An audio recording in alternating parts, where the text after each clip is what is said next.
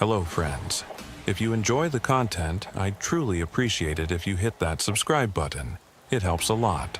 Also, don't forget to leave a like and share your thoughts in the comments. Your interaction not only supports the channel's growth, but also helps these stories reach more people. Thank you all for being here. My name is Constance, and I've spent the last 11 years as an emergency room nurse at Mercy General Hospital in Burlington, Vermont.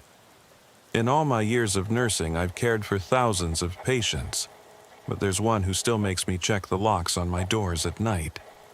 This happened 3 years ago during a particularly harsh winter, and I haven't been able to work isolation duty since. The patient's name was Obadiah, and he was brought to our ER on a January night when the temperature outside was well below zero. The paramedics who brought him in were visibly shaken, which immediately put me on alert. These were experienced EMTs who'd seen everything from gruesome accidents to severe psychiatric episodes, but something about this patient had disturbed them. We found him in an abandoned building on Pine Street, one of them told me as they wheeled him in.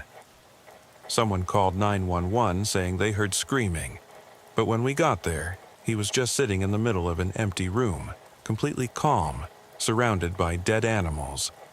Dead animals, I repeated, already pulling on protective equipment. Rats, birds, a cat, all arranged in a circle around him. All dead for at least a few days from what we could tell. He was just sitting there in the center talking to them like they were alive. Obadiah appeared to be in his 50s, with gray hair and pale skin that had an almost translucent quality.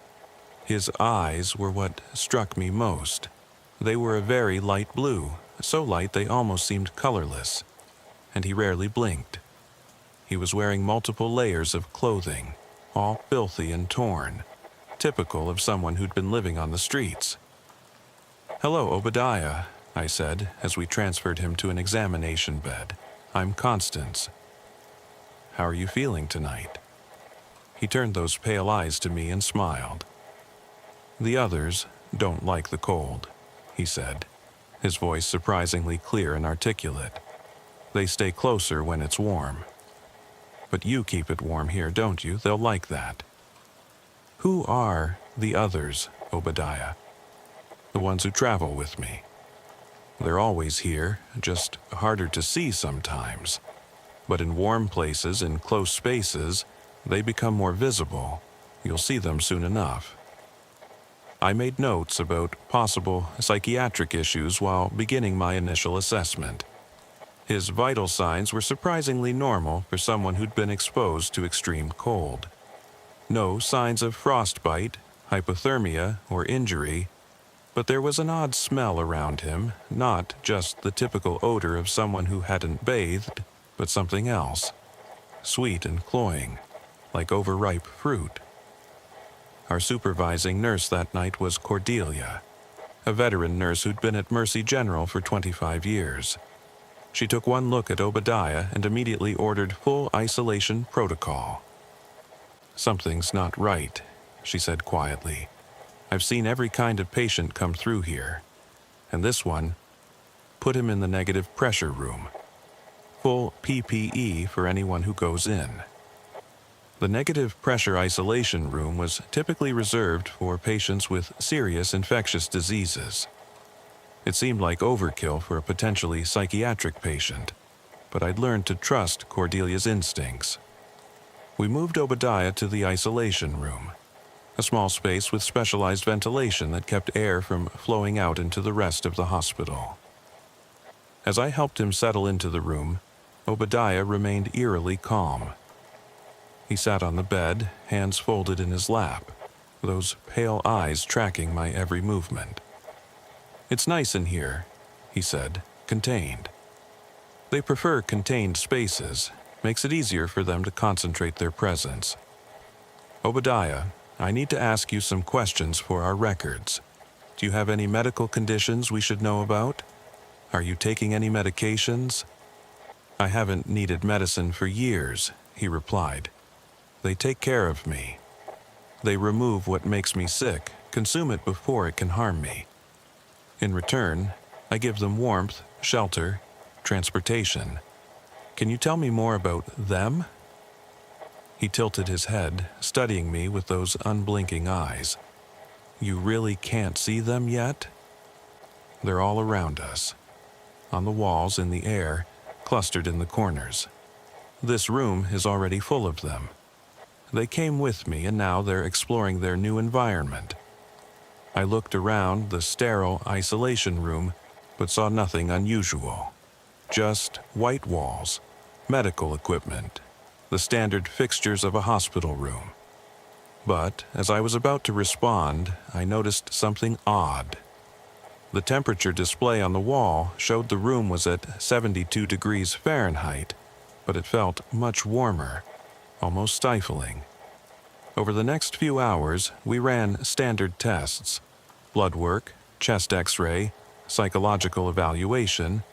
The psychiatrist, Dr. Mills, spent 40 minutes with Obadiah and came out looking puzzled.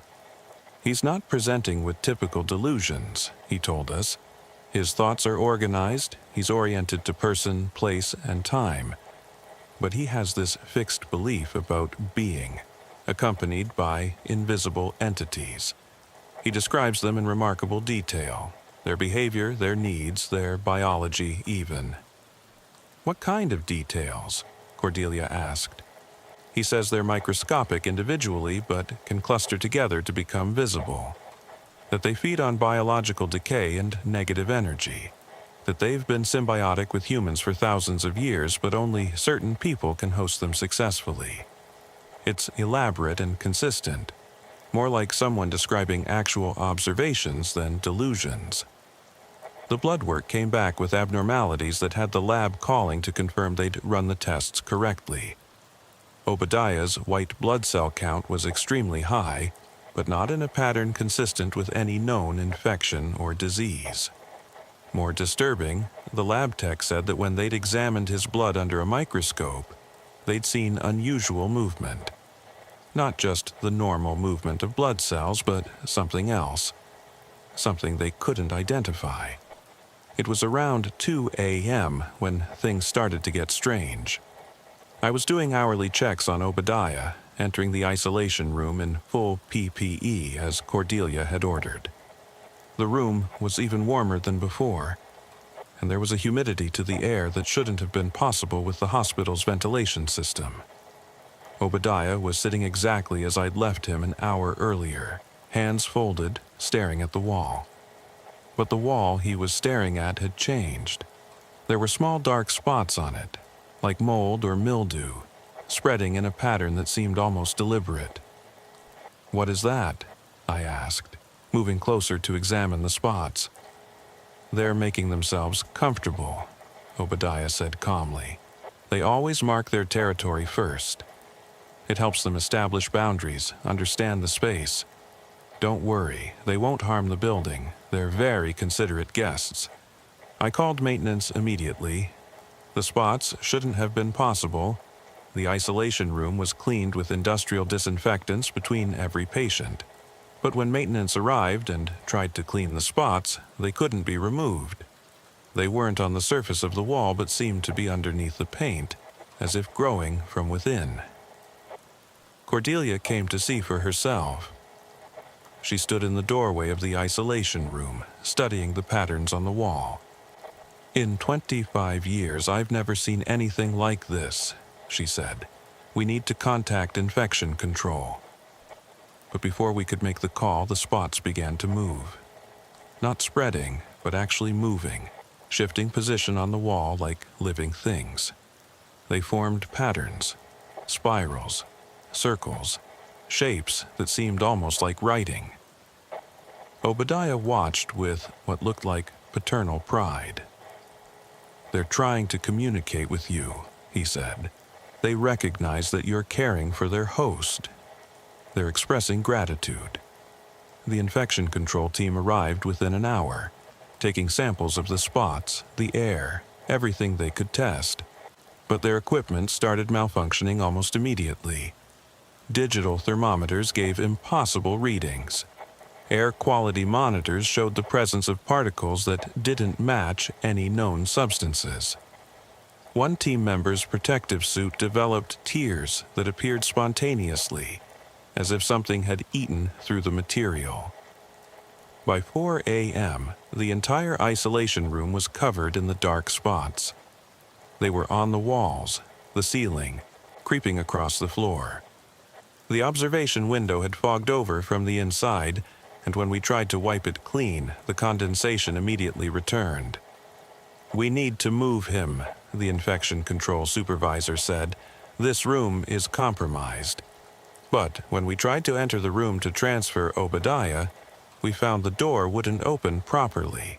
It would open a few inches, then meet resistance, as if something was pushing back from inside. Through the gap, we could see Obadiah still sitting calmly on the bed, but the air around him seemed thick, almost solid, shimmering with heat distortion. "Let them adjust," Obadiah called out. "They're not used to being disturbed. Give them a moment to recognize you mean no harm." After several minutes, the resistance eased, and we were able to enter. But the sensation inside the room was overwhelming. The air felt alive, pressing against our skin even through protective equipment. There was a sound, too, not quite audible, more like a vibration you could feel in your bones, a constant humming that made it hard to think clearly. We managed to transfer Obadiah to a different isolation room, but within hours the same phenomena began occurring there.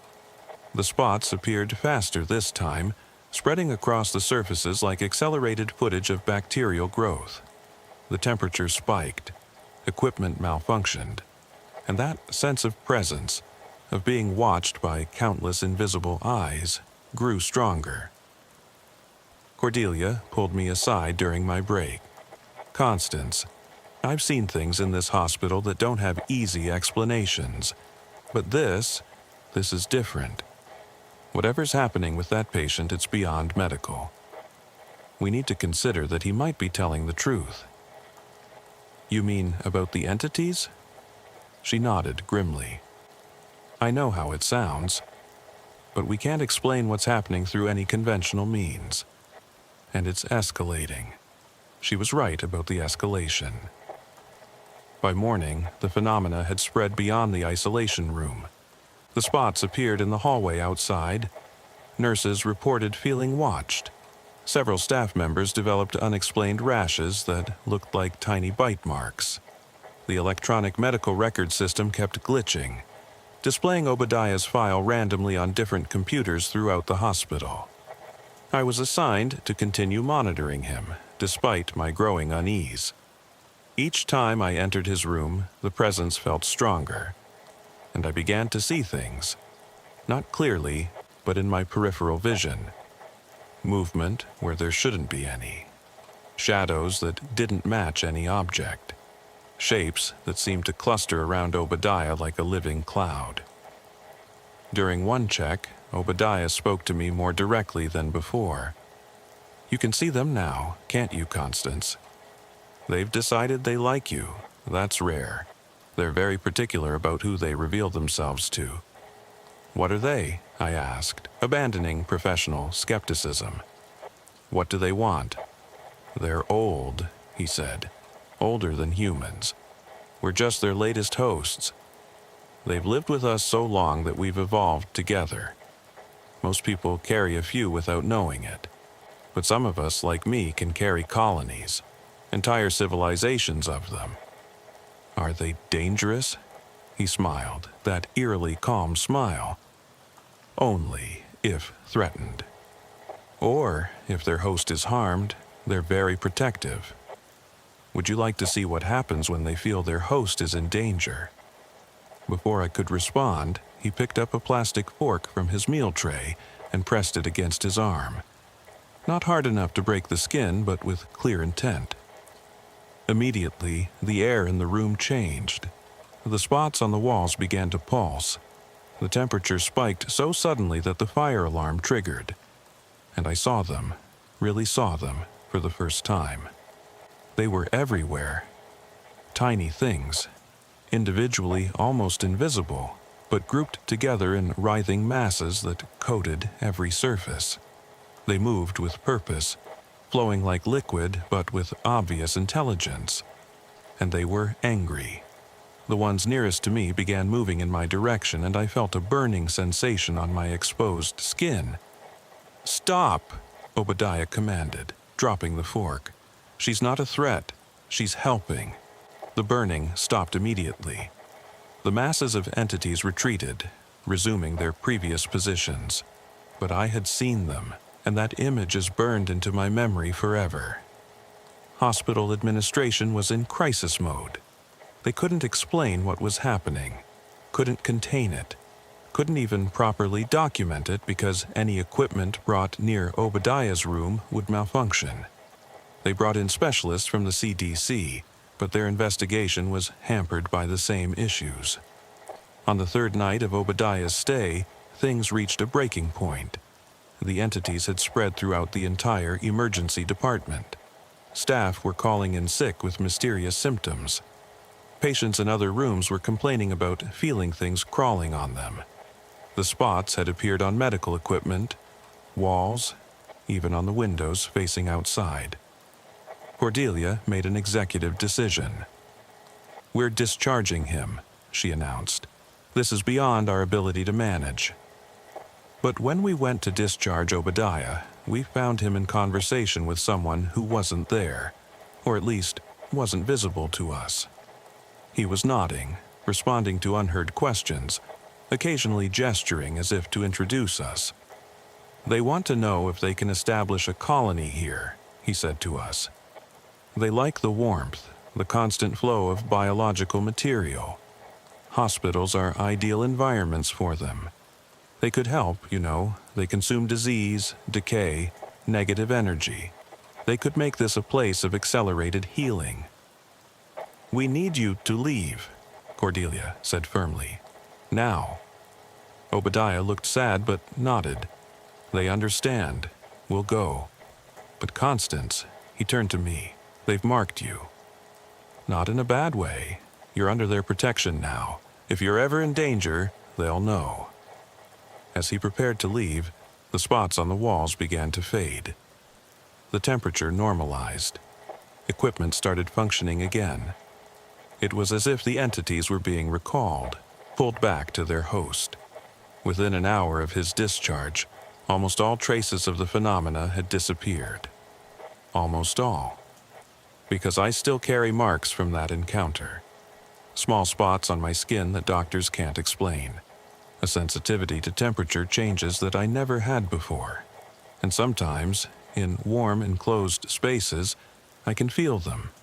The entities that Obadiah carried, or maybe their relatives, watching me, following me, keeping their promise of protection.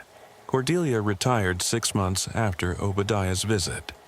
She told me that in all her years of nursing, he was the only patient who made her question the nature of reality itself.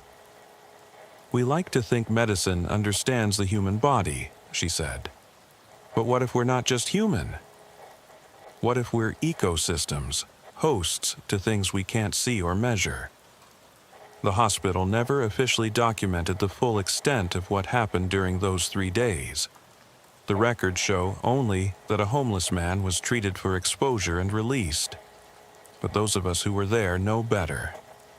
We know that something beyond medical understanding walked into our ER that winter night, showed us a glimpse of a hidden world that exists alongside our own, and then walked back out into the cold. I still work at Mercy General, but I can't do isolation duty anymore. The rooms are too warm, too enclosed. They remind me too much of that night, of the feeling of being surrounded by invisible life, of being watched by countless eyes I couldn't see. Other nurses have noticed my aversion, but I can't explain it to them. How do you tell someone that you're afraid of empty rooms because you know they're never really empty? Sometimes, during particularly cold nights, I think about Obadiah, wondering where he is, where those entities guided him next. And sometimes, when I'm alone in the hospital late at night, I feel them around me. Not the full colony that Obadiah carried, but a few stragglers, the ones he said had marked me. They've never harmed me. If anything, I've been remarkably healthy since that encounter, never getting sick despite constant exposure to pathogens in the ER. It's as if something is protecting me, consuming threats before they can affect me. But the knowledge that they're there, that I'm never truly alone, that I'm carrying passengers I can't see or control, that's a weight I'll bear for the rest of my life. Because once you know that we're not alone, not just in the universe but in our own bodies, in our own spaces, you can never unknown it. Once you've seen the invisible world that exists parallel to ours, you realize that everything we think we understand about life, about consciousness, about the nature of existence itself is incomplete. Obadiah opened a door that night, showed us something we weren't meant to see, and even though that door closed when he left, cracks remain. Cracks through which things slip through. Things that watch, wait, and sometimes protect. That's why I still work nights, why I keep busy, why I never let myself sit still for too long in warm, quiet places. Because in the stillness, in the warmth, I can feel them gathering, the entities that have made me part of their extended network. And I'm terrified that one day, like Obadiah, I'll stop being afraid and start being grateful for their presence. That I'll stop being just Constance the nurse and become another host, another carrier, another link in a chain that connects all of us in ways we're not supposed to know about. My name is Charity, and I've worked as an emergency room nurse at Providence Memorial Hospital in El Paso, Texas, for 9 years. Throughout my career, I've encountered patients with various psychiatric conditions, including dissociative identity disorder. But nothing prepared me for Mordecai, the patient who made me question the very nature of identity and consciousness. He arrived on a humid September evening, brought in by police after being found wandering downtown, disoriented and claiming to be multiple different people. This wasn't unusual in itself. We regularly see patients in psychotic states or with identity confusion. What was unusual was how the officers described his behavior. One minute he's speaking perfect Spanish, claims to be a woman named Maria from Juarez, the officer told me. Next minute, he's got a British accent, says he's a professor from Oxford. Then he's a kid, maybe 8 years old, crying for his mother. Each personality knew things they shouldn't know. Maria knew details about a missing person case from 2018. The professor could recite complex mathematical theorems. The kid knew the layout of an elementary school that closed down 20 years ago. Mordecai appeared to be in his mid-30s, with dark hair and distinctive heterochromia, one brown eye, one blue. When I first approached him, he was sitting perfectly still on the examination bed, his posture rigid and formal. "Hello, I'm Charity, your nurse today," I said gently. "Can you tell me your name?" He looked at me with those mismatched eyes, and his expression shifted subtly, not dramatically, but enough that he seemed like a different person. "Mordecai," he said in a soft, measured voice, though that may not mean much. I'm rarely just Mordecai anymore. What do you mean by that? I mean that I'm a crowded house, Nurse Charity. Too many residents, not enough rooms. Sometimes they take turns, sometimes they fight for control, and sometimes... He paused, his face shifting again. Sometimes they all speak at once. I began my initial assessment, checking his vital signs and looking for any signs of injury or intoxication. Everything appeared normal physically, but his demeanor kept changing.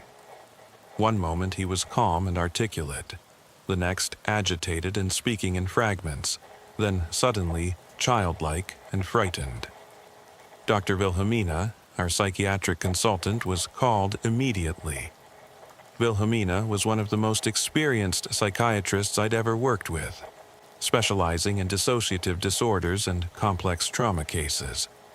She spent 2 hours with Mordecai that first night, and when she emerged, she looked genuinely unsettled. "This doesn't present like typical DID," she told me privately. "The personalities aren't consistent. They're not fixed identities with their own histories and characteristics. It's more like he's channeling different people, complete strangers, with verifiable details about their lives that he couldn't possibly know." "What do you mean, verifiable details?" "One personality claimed to be a woman who died in a car accident 3 years ago. Gave her full name, social security number, details about her children. I checked. It's all accurate." Another personality spoke fluent Mandarin and described living in Beijing. Gave an address that corresponds to a real apartment building. "It's impossible." We admitted Mordecai for observation and further evaluation. I was assigned to his care, which meant regular check-ins throughout my shift. Each interaction was different, sometimes drastically so. During one check, I encountered an elderly woman's personality who complained about her arthritis and asked about her grandson, Tommy. An hour later, it was a teenage boy who knew every detail about current video games and spoke in modern slang that seemed out of place coming from Mordecai's 30-something body. But the most disturbing encounter came around 2 a.m. I entered his room to find him standing at the window, pressing his palms against the glass. When he turned to look at me, his expression was blank, neutral, in a way that seemed almost inhuman. "You're Charity," he said, but it wasn't a greeting. It was like he was identifying me, cataloging me. "Nurse, 28 years old, lost your father when you were 16. Car accident on Highway 54. You still blame yourself for asking him to pick you up from that party." I felt the blood drain from my face. I had never told anyone at the hospital about my father's death. Certainly never the details. "How do you know that?" "Because Sarah knows," he said, and his expression shifted to one of sympathy. "Sarah worked the accident. She was the paramedic who tried to save him. She's here now, in me, and she remembers. She remembers you holding his hand while she worked. You were wearing a blue dress with small white flowers. I had to grab the doorframe to steady myself. Every detail was accurate. But Sarah, I knew that name. Sarah Coleman had been the paramedic that night, and she had died 2 years ago from cancer. I knew because I had attended her funeral, wanting to thank her for her kindness that terrible night." "This isn't possible," I whispered. "None of this is possible," Mordecai replied, his voice changing again, becoming his own. "But it's happening anyway. They come to me, Charity. The dead, the living, the lost. They use me to speak, to finish unfinished business, to say things they never got to say. I'm like a telephone between worlds, and I can't hang up." Over the next 3 days, Mordecai's condition became increasingly complex. The personalities multiplied and became more distinct. Security footage showed him having full conversations with empty air, but responding as both sides of the dialogue in different voices, different languages, different mannerisms. Wilhelmina brought in colleagues, specialists in dissociative disorders from across the state. They conducted extensive tests, brain scans, psychological evaluations, hypnosis sessions. The brain scans showed unusual activity, multiple areas lighting up simultaneously in patterns that shouldn't be possible, as if several different consciousness centers were active at once. During one particularly intense episode, Mordecai cycled through 17 different personalities in the span of an hour. Each one had specific, verifiable information. A mechanic who knew the detailed specifications of a rare 1960s car engine. A ballet dancer who could describe specific performances at the Moscow Ballet from the 1980s. a soldier who knew classified details about a military operation in Afghanistan. The most unsettling moment came when Mordecai suddenly looked directly at Wilhelmina and spoke in German, in a voice that made her face go white. Later, she told me it was her deceased mother's voice, with the exact same inflection and pet names her mother had used. He recited a lullaby that Wilhelmina's mother had sung to her as a child, one that had never been written down or recorded. "How is this possible?" I asked Wilhelmina after that session. She was shaking, all her professional composure gone. "I don't know. Everything I know about psychology, about consciousness, says this is impossible. But he knew things only my mother knew, used phrases only she used. Either this is the most elaborate hoax I've ever seen, or we're dealing with something beyond our understanding." On the fourth night, things escalated. I was doing my rounds when I heard shouting from Mordecai's room. I rushed in to find him pressed against the corner of the room, his hands over his ears, tears streaming down his face. "Too many," he was screaming. "Too many voices. They all want to speak at once. I can't hold them all."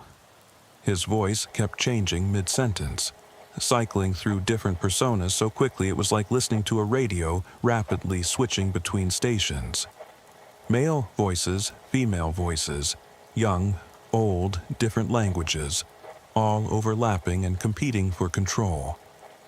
Then something happened that I'll never forget. Mordecai's body went rigid, and when he spoke again, it was in multiple voices simultaneously.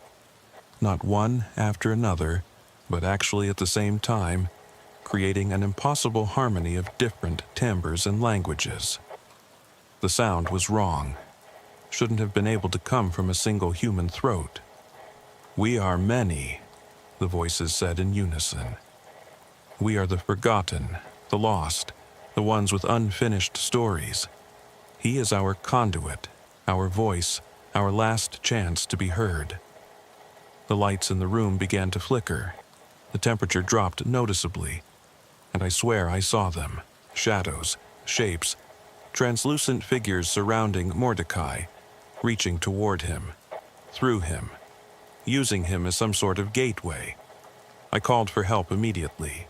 By the time Wilhelmina and the medical team arrived, Mordecai had collapsed. He was unconscious but stable.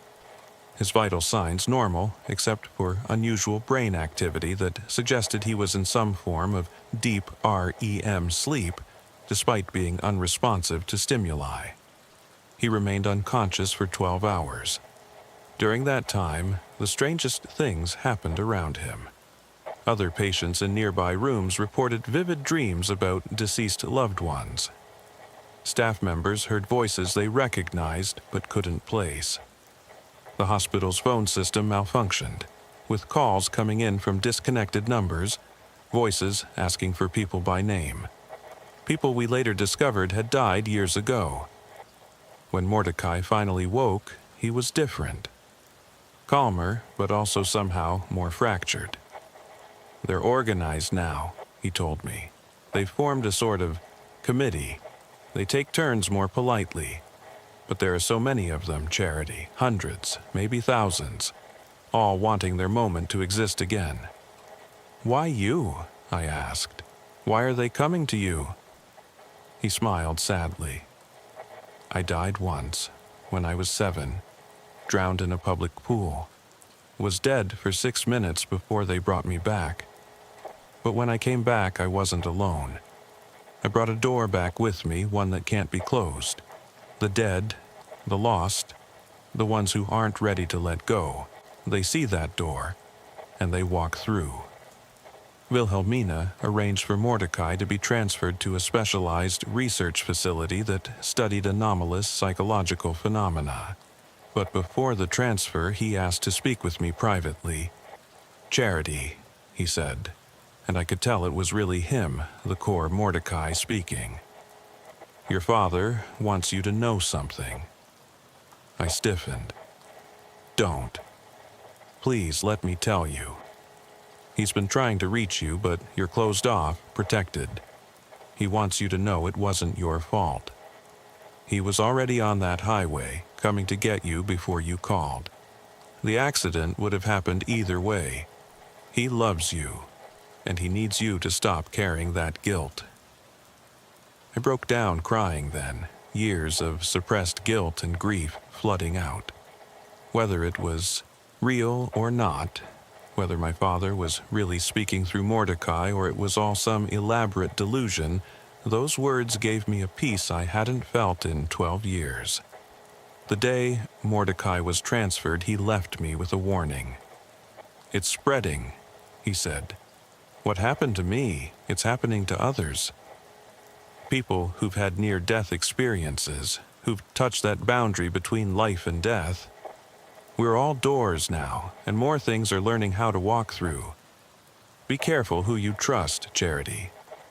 Sometimes the person you're talking to isn't the only one speaking. That was 6 months ago. Since then, I've noticed things. Patients who know things they shouldn't. Colleagues who sometimes speak in voices that aren't quite their own. Moments when I could swear I see shadows that don't match the people casting them. Last week, a new patient came in. A young woman who'd attempted suicide and been resuscitated after 8 minutes of cardiac arrest. When she woke up, she looked at me with recognition I couldn't explain and said, "Mordecai says hello. He says the committee is growing, and they remember you fondly." I've started researching near-death experiences, looking for patterns, for others like Mordecai. What I've found suggests he's not unique. There are reports from around the world of people who came back from death changed, carrying something with them, becoming conduits for voices that shouldn't exist. Sometimes, during quiet night shifts, I think about what Mordecai said about doors that can't be closed. I wonder how many of us are walking around with those doors inside us. How many of us are just one traumatic event away from becoming like him? Crowded houses full of personalities that aren't our own. And sometimes, when I'm very tired and my defenses are down, I hear my father's voice, clear as day, telling me he loves me. I tell myself it's just my imagination, just my mind processing what Mordecai told me. But deep down, I wonder if maybe, just maybe, the door isn't only in people like Mordecai. Maybe we all have those doors, and some of us just haven't learned to hear what's trying to come through. The emergency room feels different now.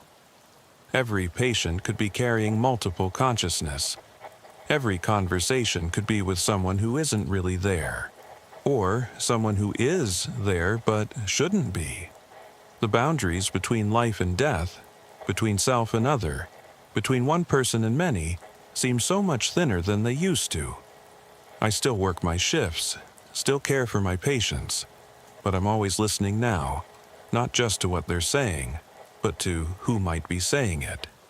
Because Mordecai taught me that we're never really alone, that consciousness doesn't always end with death, and that sometimes the person you're trying to help is actually a crowd of people, all desperate for one more moment of existence, one more chance to be heard.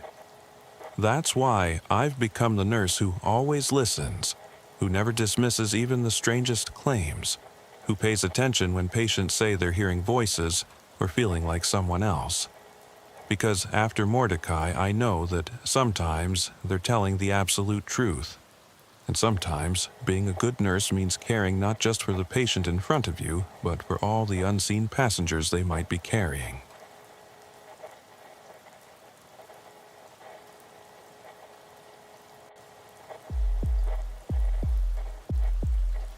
I have been working as an emergency room nurse at Riverside General Hospital in Portland, Oregon, for 17 years. My name is Prudence. Most people find this name old-fashioned, but I have always thought it was a fitting name for someone who chooses to spend their nights and weekends witnessing people's most vulnerable moments. Over the years, I've seen who comes through the emergency room doors and what I've witnessed. traffic accidents, heart attacks, overdoses, severe assaults, unimaginable accidents, and every kind of medical crisis that sends people rushing to the hospital day and night. Over time, these cases blend together, becoming ordinary parts of the never-ending cycle of pain and hope in emergency medicine. But there are some patients you never forget. They stay in your mind even after they leave the hospital, causing you to question everything you thought you knew about medicine, psychology, and human nature.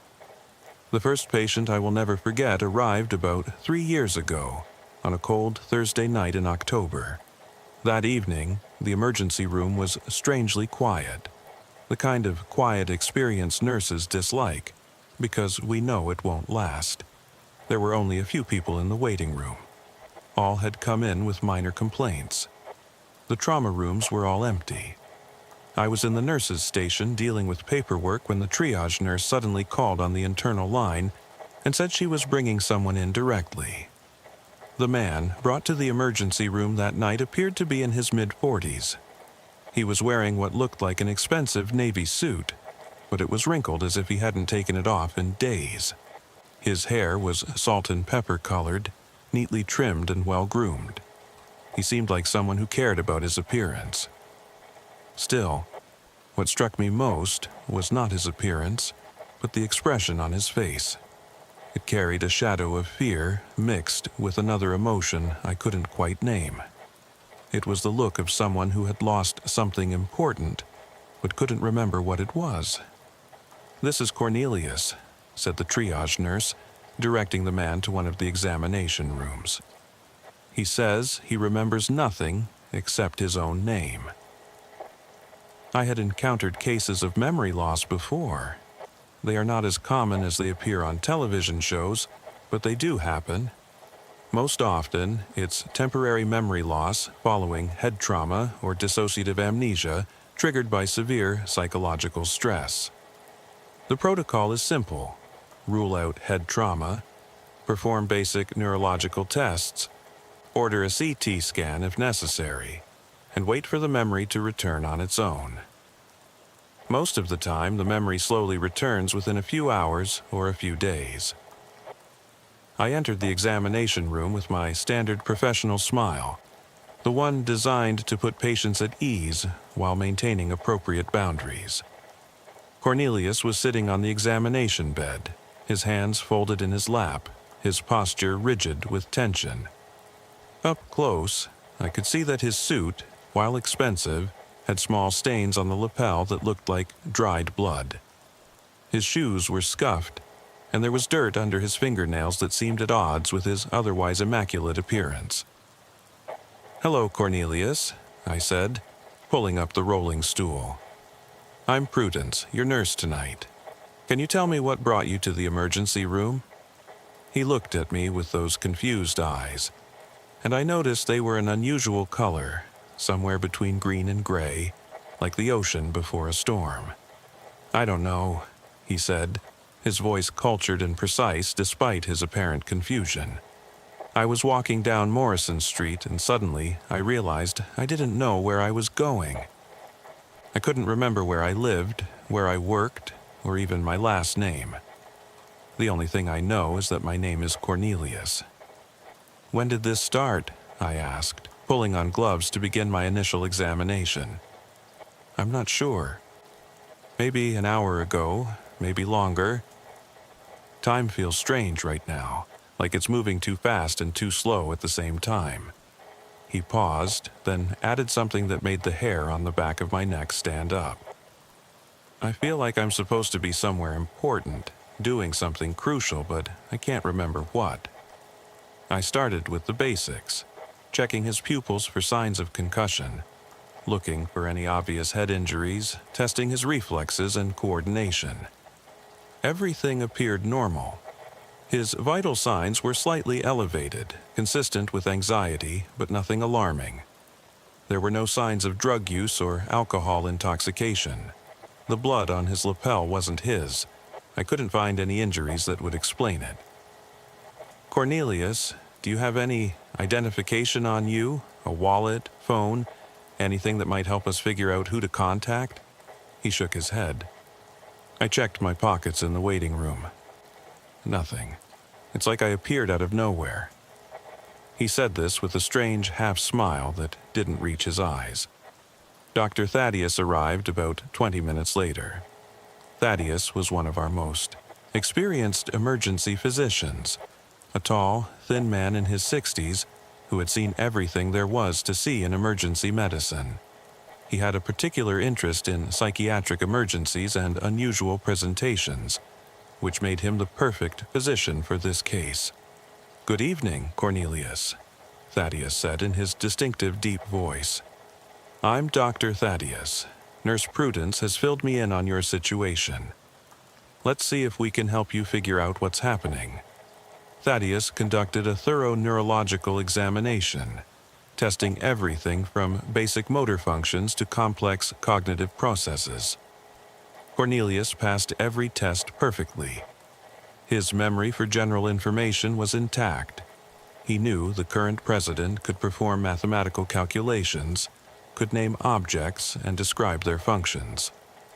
It was only personal information that was missing, as if someone had carefully erased every detail that could identify who he was while leaving everything else untouched. "We're going to run some tests," Thaddeus explained. "Blood work to check for any substances that might affect memory, a CT scan to look for any brain injuries or abnormalities. In the meantime, I'd like you to try to relax. These types of memory issues are usually temporary. As I drew blood for the lab work, I noticed Cornelius watching me with an intensity that was slightly unnerving. "You seem familiar," he said suddenly. "Have we met before?" "I don't think so," I replied, though something about him did seem vaguely familiar, like someone you might have passed on the street or seen in a coffee shop. "Portland's not that big, though. We might have crossed paths." "Maybe," he said, but he continued to stare at me with that intense focus. "Do you ever feel like you're living someone else's life? Like the person you think you are isn't really who you are at all?" It was an odd question, philosophical in a way that seemed out of place in an emergency room. "I think everyone feels that way sometimes," I said carefully. "Identity can be complicated." "No," he said, shaking his head emphatically. "I mean really living someone else's life, wearing their face, using their name, walking in their shoes. What if memory isn't just about forgetting? What if it's about remembering things that aren't really yours to remember?"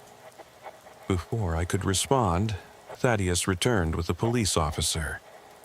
"Cornelius, this is Officer Bradley. We've asked him to run your fingerprints, see if we can identify you that way. Is that okay?" Cornelius hesitated, then nodded slowly. As the officer took his prints using a mobile scanner, I noticed Cornelius's hands were trembling slightly. The results would take about an hour to come back, so we proceeded with the CT scan while we waited. The radiology tech wheeled Cornelius away, and I took the opportunity to discuss the case with Thaddeus.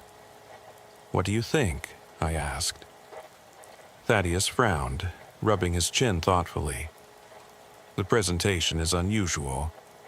Most amnesia patients have some fragments of memory, some sense of self even if the details are missing. This complete erasure of personal identity while maintaining all other cognitive functions, it's almost too perfect." "You think he's faking?" "I'm not sure. His affect seems genuine, and you can't fake pupil responses and other physiological signs of stress. But something about this case feels off. The blood on his clothes, the complete absence of any identification, the philosophical musings about identity. It's like he's playing a role, even if he doesn't know he's playing it." The CT scan came back normal. No brain injuries, no tumors, no signs of stroke or any other neurological event that would explain the memory loss. The blood work was still processing, but initial results showed no drugs or toxins. Medically speaking, there was no reason for Cornelius to have lost his memory.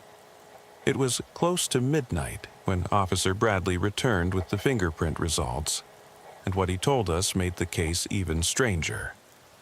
"The prints don't match anyone in our system," he said, looking puzzled. "No criminal record, no government employment, no military service, nothing. It's like this guy doesn't exist." But that wasn't the strangest part.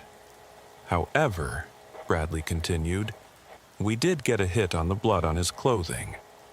It belongs to a man named Marcus Wellington, reported missing 3 days ago. His family said he left for work Monday morning and never came home." I felt a chill run down my spine. "Is Marcus Wellington dead?" "We don't know. We haven't found a body, but given the amount of blood on your patient's clothes, it's not looking good." Bradley turned to look through the window into Cornelius's room. "I'm going to need to ask him some questions." When we returned to the room, Cornelius was sitting up in bed, staring at his hands as if he'd never seen them before. He looked up when we entered, and for just a moment I could have sworn I saw something flash across his face. Not confusion or fear, but something else. Satisfaction, maybe, or anticipation. But it was gone so quickly I couldn't be sure I'd seen anything at all. "Cornelius," Officer Bradley said, "I need to ask you about the blood on your clothing." Cornelius looked down at the stains on his lapel, touching them gently with one finger. "Blood?" he said, his voice distant. I didn't notice. "Whose blood is it?" "That's what we're trying to figure out. Do you remember anything about how it got there? Any fragments of memory? Even something that doesn't make sense?" Cornelius closed his eyes, his face contorting with apparent effort. "There's something, a room with white walls, the sound of water dripping, someone crying, begging, but I don't know if it's a memory or a dream or something I saw in a movie. It doesn't feel real." Over the next several hours, Cornelius provided fragments of what might have been memories or might have been fabrications. He described a house he couldn't locate, a job he couldn't name, people he couldn't identify. Each detail was vivid but disconnected, like pieces from different puzzles forced together. The more he talked, the more unsettled I became. There was something about the way he spoke, the careful precision of his words, the way he watched our reactions to gauge what he should say next. It reminded me of someone, but I couldn't place who. And then, there were the things he knew that he shouldn't know if his amnesia was real. He knew my shift schedule, mentioning that I must be tired working another double. He knew that Thaddeus had a daughter who was a surgeon, something that wasn't common knowledge. He knew that Officer Bradley was new to the force, having transferred from Seattle just 2 months ago. When I confronted him about this knowledge, Cornelius looked genuinely confused. "I don't know how I know these things," he said. "They're just there in my head, like facts I've always known." Is that strange? Thaddeus decided to try a different approach.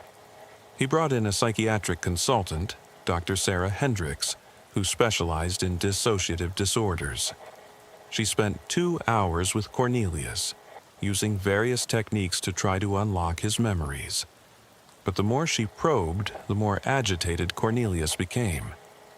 "You're trying to make me remember things that aren't mine to remember," he said at one point, his voice rising with frustration. "Don't you understand? Cornelius is just a name, a placeholder. The real question isn't who I am, but who I was before I became who I am." It was circular logic that made no sense, but Cornelius seemed completely convinced of its truth. He began to pace the small examination room, his movements becoming increasingly erratic. "You want to know about the blood? Fine. Marcus Wellington was a bad man who did bad things to good people. He needed to be stopped, but I didn't stop him. Someone else did, someone who doesn't exist anymore. "Are you saying you killed Marcus Wellington?" Officer Bradley asked, his hand moving subtly toward his radio. Cornelius laughed, a sound that was completely devoid of humor. "How can I kill someone when I don't even exist? When I can't remember being anyone at all? You're asking the wrong questions." The situation was escalating, and I could see Thaddeus preparing to order sedation if necessary. But then Cornelius did something that changed everything. He walked over to the small mirror on the wall and stared at his reflection for a long moment.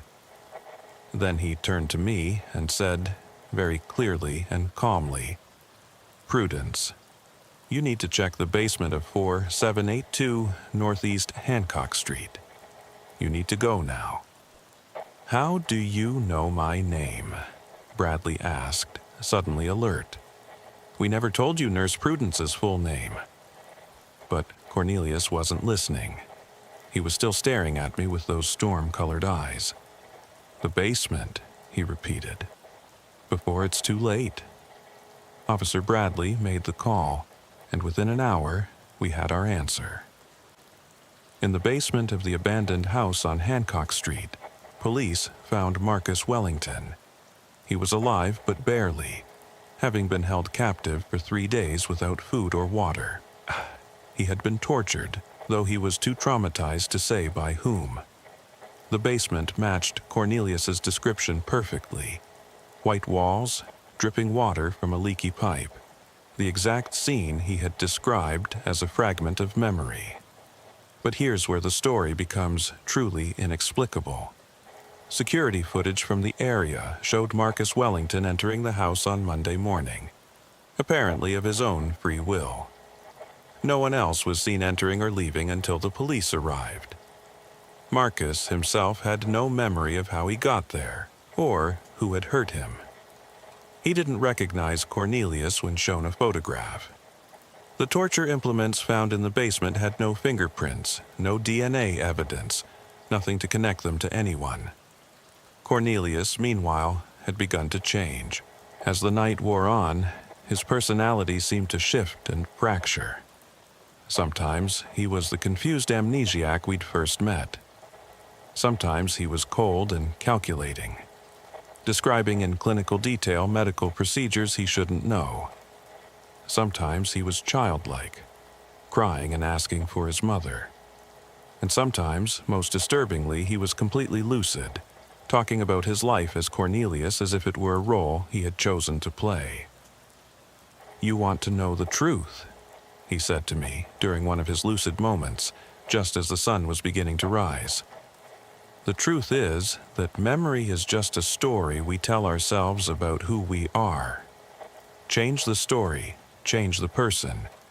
Erase the story, erase the person. But what happens when someone else starts writing your story? What happens when the memories in your head belong to someone who never existed?" I was exhausted by this point, having been on duty for nearly 20 hours. But something about what he said resonated with a deep unease I'd been feeling all night. "Cornelius," I said carefully, "are you saying someone implanted false memories in your mind?" He smiled, that same strange half-smile from when he'd first arrived. "I'm saying that Cornelius walked into this hospital tonight, and Cornelius will walk out. But the man who was here before Cornelius, he's gone, erased, overwritten, like deleting a file and saving a new one with the same name." "That's not possible," Thaddeus interjected. "Memory doesn't work that way. You can't just erase a personality and install a new one." "Can't you?" Cornelius asked. "How would you know?" "If it was done perfectly, if every trace of the original was removed and replaced, how would anyone ever know? The body remains the same, the brain remains the same, but the person is just information, and information can be edited."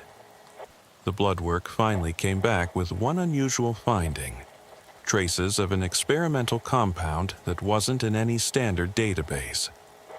Thaddeus had to call a friend at the CDC to identify it. It was a psychoactive substance being researched for treating severe PTSD, designed to help patients dissociate from traumatic memories. But the levels in Cornelius's blood were far higher than any therapeutic dose, high enough to cause significant neurological effects. "Who gave you this drug?" Thaddeus asked. "This isn't something you can get on the street. This is cutting-edge pharmaceutical research." Cornelius shook his head. "I don't remember taking anything. But then again, I don't remember anything, do I? Maybe someone wanted me to forget. Or maybe someone wanted Cornelius to exist. The police wanted to hold him for questioning about Marcus Wellington, but they had no evidence connecting him to the crime beyond the blood on his clothes and his knowledge of the location. Marcus himself couldn't identify his attacker, and there was no physical evidence linking Cornelius to the scene. The district attorney declined to press charges, citing insufficient evidence. Social services tried to find placement for him, but without any identity or history, it was complicated. He had no insurance, no known address, no family to contact. He was a ghost in the system, existing only in the present moment with no past and no clear future. During his last hours in the ER, while we waited for social services to figure out what to do with him, Cornelius became increasingly agitated. He kept insisting that someone was coming for him, that his real life was about to begin. He talked about memories that hadn't happened yet, describing future events as if they were past experiences. "Next Tuesday, there will be another one," he told me. "Another person who isn't who they think they are. And then another the Tuesday after that.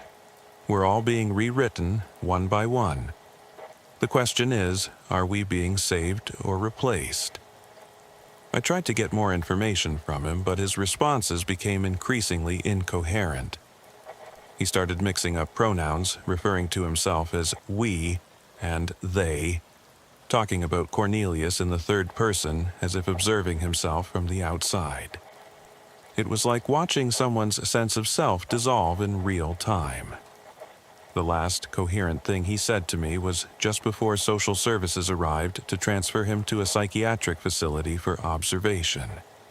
He grabbed my hand with surprising strength and looked directly into my eyes. "Check your own memories, Prudence," he said urgently. "Make sure they're really yours. Make sure you're really you. Because once you start questioning, once you really start examining the story you tell yourself about who you are, you might find that some chapters were written by someone else." He was transferred to the state psychiatric hospital that afternoon.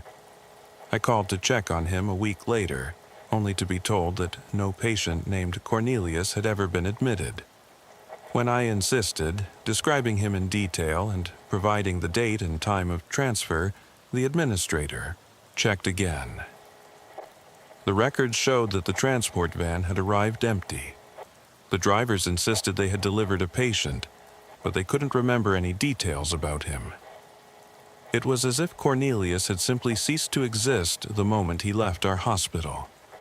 I tried to follow up on Marcus Wellington, but he had disappeared too.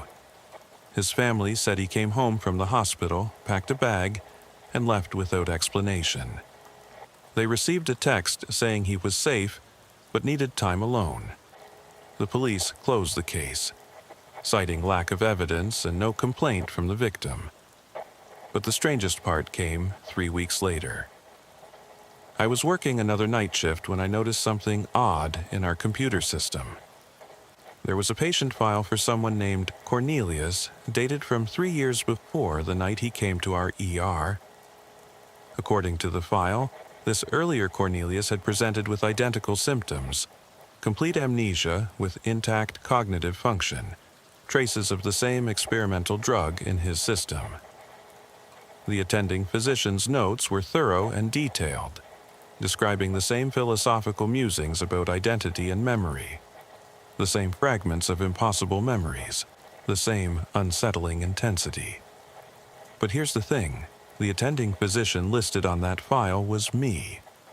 The notes were in my writing style, using my typical phrases and medical abbreviations. But I had no memory of this patient. I checked my personal records, my calendar from that time, even called colleagues who had worked with me that night. No one remembered this case. I printed out the file and took it to Thaddeus. He read it carefully, then looked at me with concern. "Prudence, this is definitely your charting style. But look at the date. You were on vacation that week. I remember because I had to cover your shifts.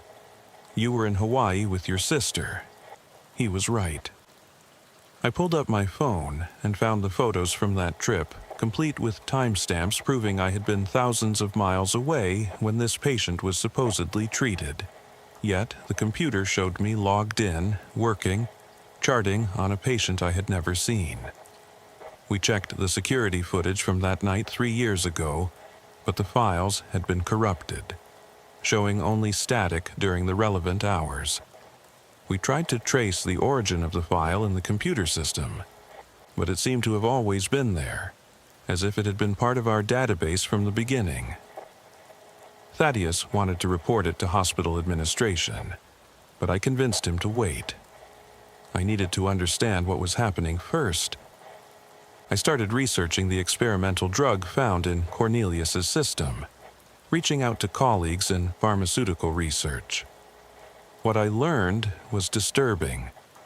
The compound was being developed by a company called Mnemonic Pharmaceuticals, ostensibly for treating severe trauma.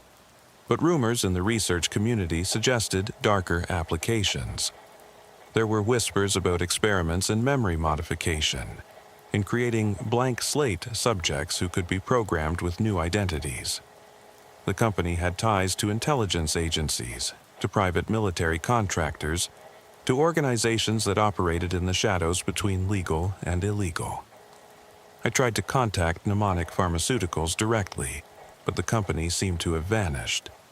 Their website was gone, their phone numbers disconnected, their offices empty. Former employees I tracked down claimed to have no memory of working there, though their resumes clearly listed the company. It was as if the entire organization had been erased from existence, leaving only traces and whispers. One former researcher who would only speak to me anonymously told me something that still keeps me awake at night. The drug wasn't just about erasing memories, she said. It was about creating them, implanting fully formed identities into subjects, complete with histories, preferences, skills they never learned. But there was a problem. The original personality didn't always stay suppressed.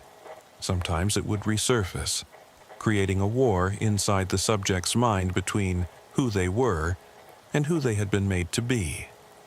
She described test subjects who developed multiple personalities, each one claiming to be the real person. Subjects who remembered lives they had never lived, who possessed knowledge they had never learned, and most disturbingly, subjects who could somehow transfer their manufactured memories to others, spreading their false identities like a virus. "We had to shut it down," she said. "Some of the subjects escaped before we could neutralize the effects. We don't know how many are out there, living lives that aren't really theirs, spreading their condition to others. Every person they interact with extensively becomes a potential vector for memory contamination." I thought about Cornelius's words. Check your own memories, Prudence. Make sure they're really yours. Since that night, I've noticed things, small inconsistencies in my own memories, moments that don't quite fit, knowledge I possess but don't remember acquiring. I know things about people I've never met, remember conversations that couldn't have happened, but sometimes I catch myself responding to a name that isn't mine, or reaching for objects in places I've never been. I've started keeping a detailed journal, documenting everything I experience, trying to establish a baseline of what's real. But even as I write, I wonder, are these my words, Or am I writing someone else's story? Am I Prudence, the ER nurse who encountered a strange patient named Cornelius? Or am I someone else, programmed to believe I'm Prudence, living out a narrative that was written for me? The other nurses have noticed changes in me. They say I sometimes speak in a different voice, use medical terminology I shouldn't know, reference cases I never worked on. There are hours I can't account for, shifts I don't remember working, patients I've apparently treated but have no memory of. Last week, I found a note in my own handwriting that I don't remember writing. The original, Prudence, is gone. I am the replacement. But who will replace me? I've considered seeking psychiatric help, but I'm afraid of what they might find, or worse, I'm afraid they might be part of it, whoever they are. The researchers, the company, the shadowy organizations that turned memory into a weapon and identity into a commodity. Thaddeus has been watching me with increasing concern. Yesterday, he pulled me aside and said, "Prudence, you're not yourself lately. Maybe you should take some time off." But the way he said it, the emphasis on yourself, made me wonder if he knows something. Or maybe he's been affected too. Maybe none of us are who we think we are anymore. I still work in the ER, still treat patients, still go through the motions of being Prudence. But every new patient who comes in with confusion, with memory problems, with questions about identity, makes me wonder if they're another Cornelius. Another person caught between who they were and who they've been made to be. Sometimes, late at night during quiet shifts, I stand in front of the same mirror where Cornelius stared at his reflection, and I ask myself the question he posed. What happens when someone else starts writing your story? I study my face, looking for signs that it's really mine, that the thoughts behind it originate from my own brain rather than from someone else's design. 3 months ago, a woman came into the ER with amnesia. She knew only her first name, Prudence. She had my face, my voice, my medical knowledge. But she insisted she had never been a nurse, had never worked in a hospital. When I showed her a mirror, she screamed and said, "That's not me. That's someone else wearing my face." Security footage shows me working alone that night, talking to an empty room, having a conversation with no one. My colleagues say there was never another Prudence, that I was experiencing some kind of breakdown. But I remember her. I remember the terror in her eyes that were exactly like mine, as she realized that one of us wasn't real. She disappeared from the hospital the same way Cornelius did, leaving no trace except in my memory. Or maybe she never existed at all. Maybe she was a glitch in my programming, a glimpse of the original Prudence trying to reclaim her life. Or maybe I'm the glitch, and somewhere out there the real Prudence is living her life, unaware that a copy exists. The search for Cornelius led nowhere. Every lead ended in confusion, corrupted data, or people with suspicious gaps in their memories. But last month I received an anonymous package at my apartment. Inside was a single photograph. Me, standing next to Cornelius, both of us smiling at the camera. The photo was dated from 5 years ago, 2 years before the night he came to the ER. I have no memory of taking this photo, no memory of knowing Cornelius before that night. On the back of the photo, someone had written, "Remember who you really are." But that's the problem. I don't know who I really am anymore. Am I Prudence, the ER nurse with 17 years of experience? Am I someone else living under an assumed identity? Am I a test subject who escaped from an experiment I don't remember? Or am I something else entirely? Something that never existed until someone decided I should. All I know is that Cornelius was right about one thing. Once you start questioning your memories, once you really examine the story you tell yourself about who you are, you can never be certain of anything again. Every memory becomes suspect, every relationship questionable, every aspect of your identity potentially false.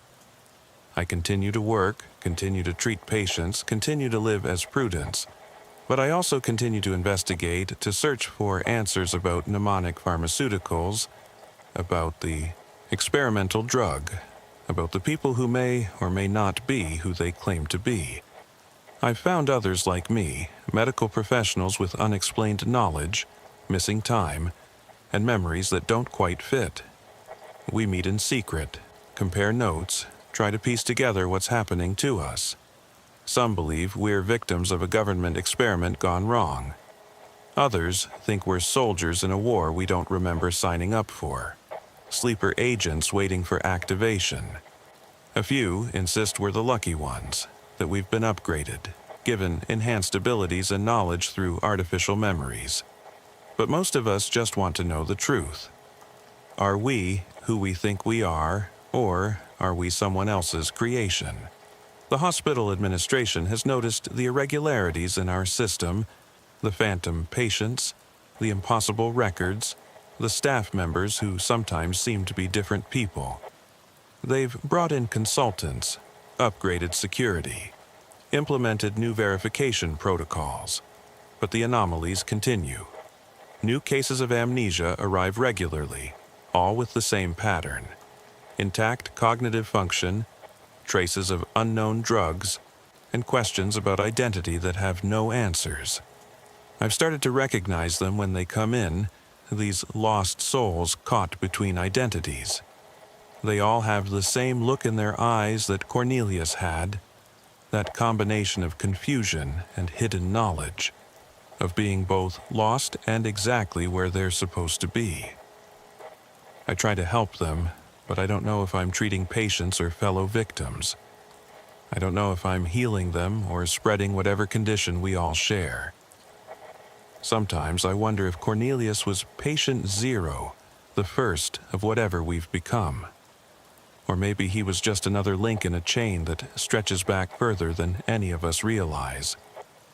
Maybe this has been happening for years, decades even, with people being replaced, rewritten, reformed into new versions of themselves without anyone noticing.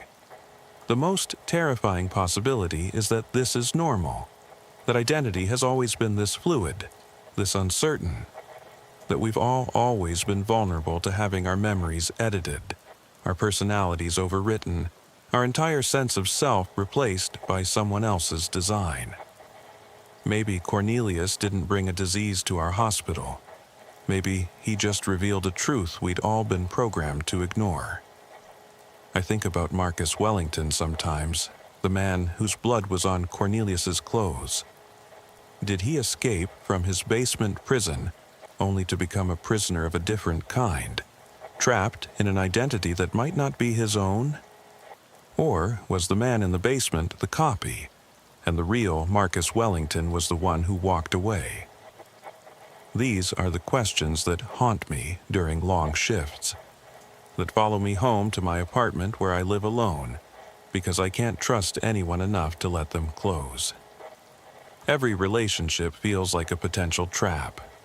Every intimate moment a possible invasion of my already compromised identity. How can you love someone when you're not sure who you are? How can you trust someone else when you can't trust your own memories? I've considered leaving, disappearing like Cornelius did, starting fresh somewhere with a new name and a new life. But would that be escaping, or just accepting the program?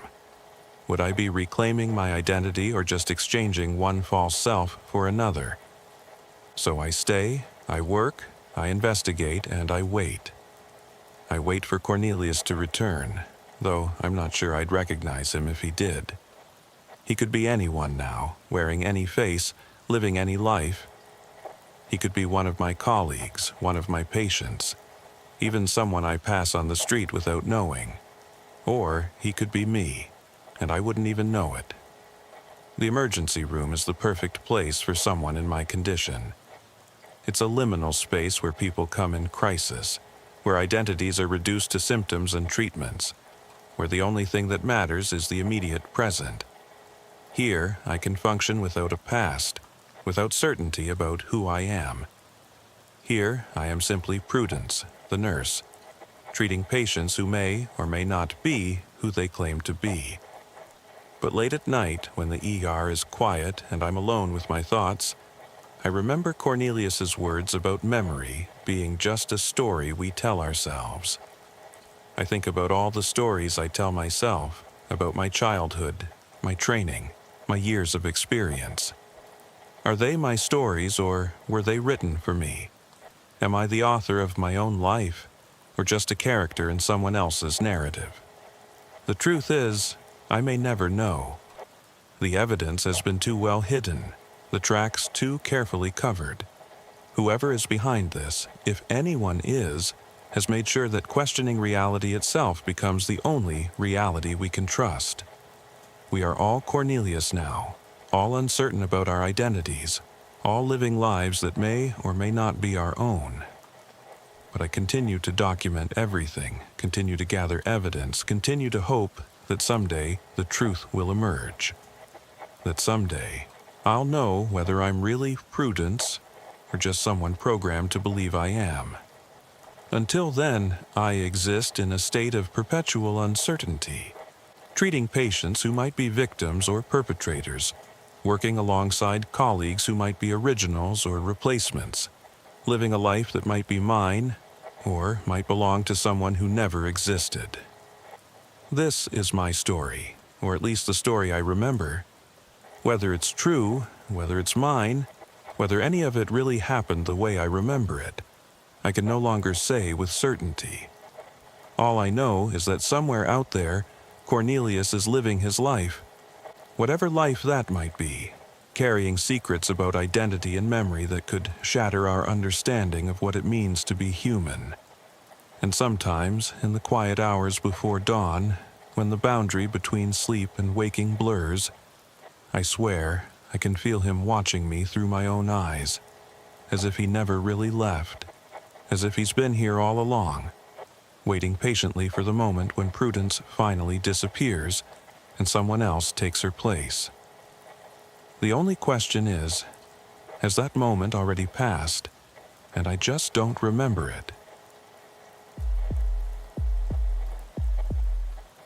My name is Temperance, and I've been working as an emergency room nurse at St. Augustine Medical Center in Salem, Massachusetts, for the past 14 years. In all that time, through all the traumas and crises and medical emergencies I've witnessed, nothing prepared me for the patient I'm about to tell you about. This case haunted me so deeply that I had to take a 3-month leave of absence afterward. And even now, 2 years later, I still wake up some nights thinking about what I saw, what I couldn't prevent, and what I still don't understand. It was a Tuesday night in November, around 11 p.m. when they brought him in. The paramedics had already radioed ahead with the basics.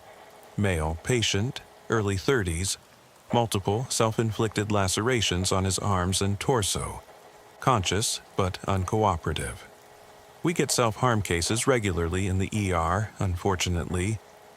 Usually, they're people in crisis, dealing with depression, trauma, or other mental health issues. We stabilize them medically, get psychiatry involved, and try to connect them with the help they need. It's heartbreaking, but routine. This case was different from the moment he arrived. The patient's name was Ezekiel, and he was brought in on a stretcher, his arms and chest wrapped in blood-soaked bandages that the paramedics had hastily applied. What struck me immediately wasn't the injuries themselves, but his demeanor. Most self-harm patients I've treated are either deeply distressed, withdrawn, or sometimes agitated and combative. Ezekiel was none of these things. He was calm, almost serene, watching everything with an expression of mild curiosity, as if he were a spectator rather than the patient. "Hello," he said to me as I approached to begin my initial assessment, his voice pleasant and cultured.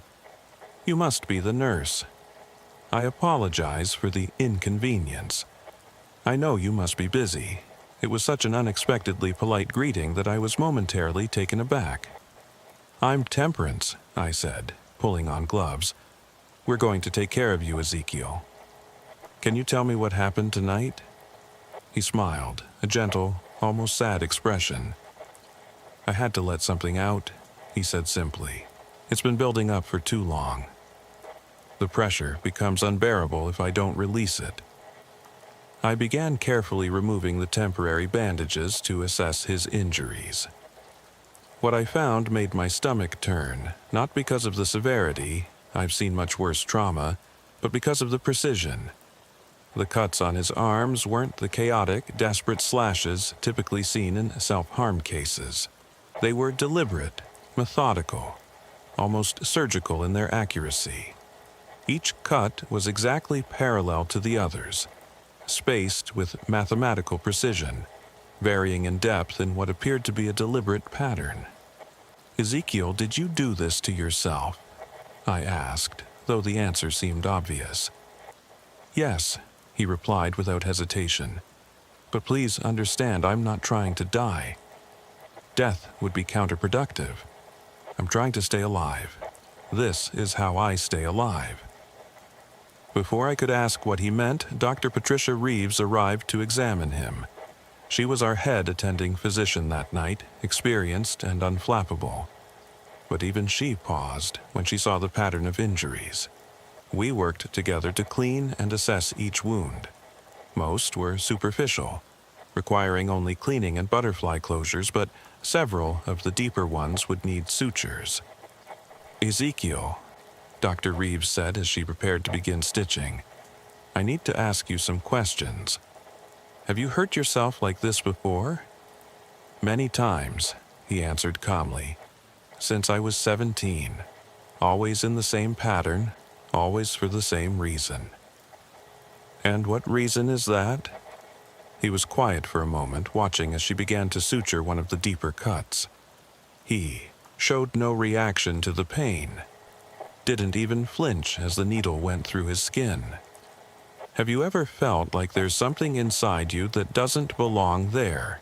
he finally asked. "Something foreign, alien, that's slowly taking over?" "The only way to keep it contained is to let a little out at a time, like a pressure valve. If I don't, it will consume me entirely." Dr. Reeves exchanged a glance with me. This kind of delusion wasn't uncommon in certain psychiatric conditions. "Ezekiel, have you been diagnosed with any mental health conditions? Are you taking any medications?" "I've been to 13 psychiatrists over the years," he said with a slight laugh. "They've diagnosed me with everything from schizophrenia to delusional disorder to body dysmorphic disorder. I've been on every antipsychotic, mood stabilizer, and antidepressant you can name. None of them worked because none of them understood the actual problem." "And what is the actual problem?" I asked, genuinely curious despite my professional skepticism. He looked directly at me then, and I noticed his eyes were an unusual amber color, almost golden in the harsh hospital lighting. "The problem is that I'm infected with something that medicine doesn't recognize. Something that grows stronger every day that feeds on my body and mind from the inside. The only way to weaken it is to release it through blood. Every cut is a calculated evacuation, a strategic bloodletting to maintain the balance."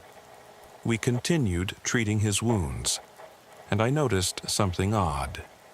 Despite the amount of blood loss suggested by his bandages and clothes, his vital signs were surprisingly stable. His blood pressure was normal, his pulse steady.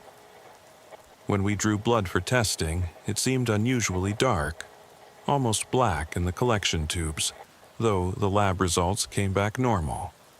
As per protocol with self-harm cases, we called for a psychiatric consultation. While we waited, security was posted outside his room, standard procedure to ensure patient safety. The security guard that night was Bartholomew, a gentle giant of a man who'd been with the hospital for 20 years. He was usually assigned to the ER because of his calming presence, and ability to de-escalate tense situations. "Keep an eye on him, Bartholomew," Dr. Reeves instructed. "He seems calm now, but that can change quickly with psychiatric patients." About an hour after we'd finished suturing his wounds, I was at the nurse's station catching up on charts when Bartholomew called out, "Nurse Temperance, you need to see this." I rushed to Ezekiel's room to find him sitting up in bed, calmly and methodically removing his sutures with his fingernails. Blood was running down his arms, but his expression remained serene, focused. He wasn't doing it frantically or violently. Each movement was deliberate, careful, as if he were performing a necessary task. "Ezekiel, stop!" I rushed to him, grabbing his hands.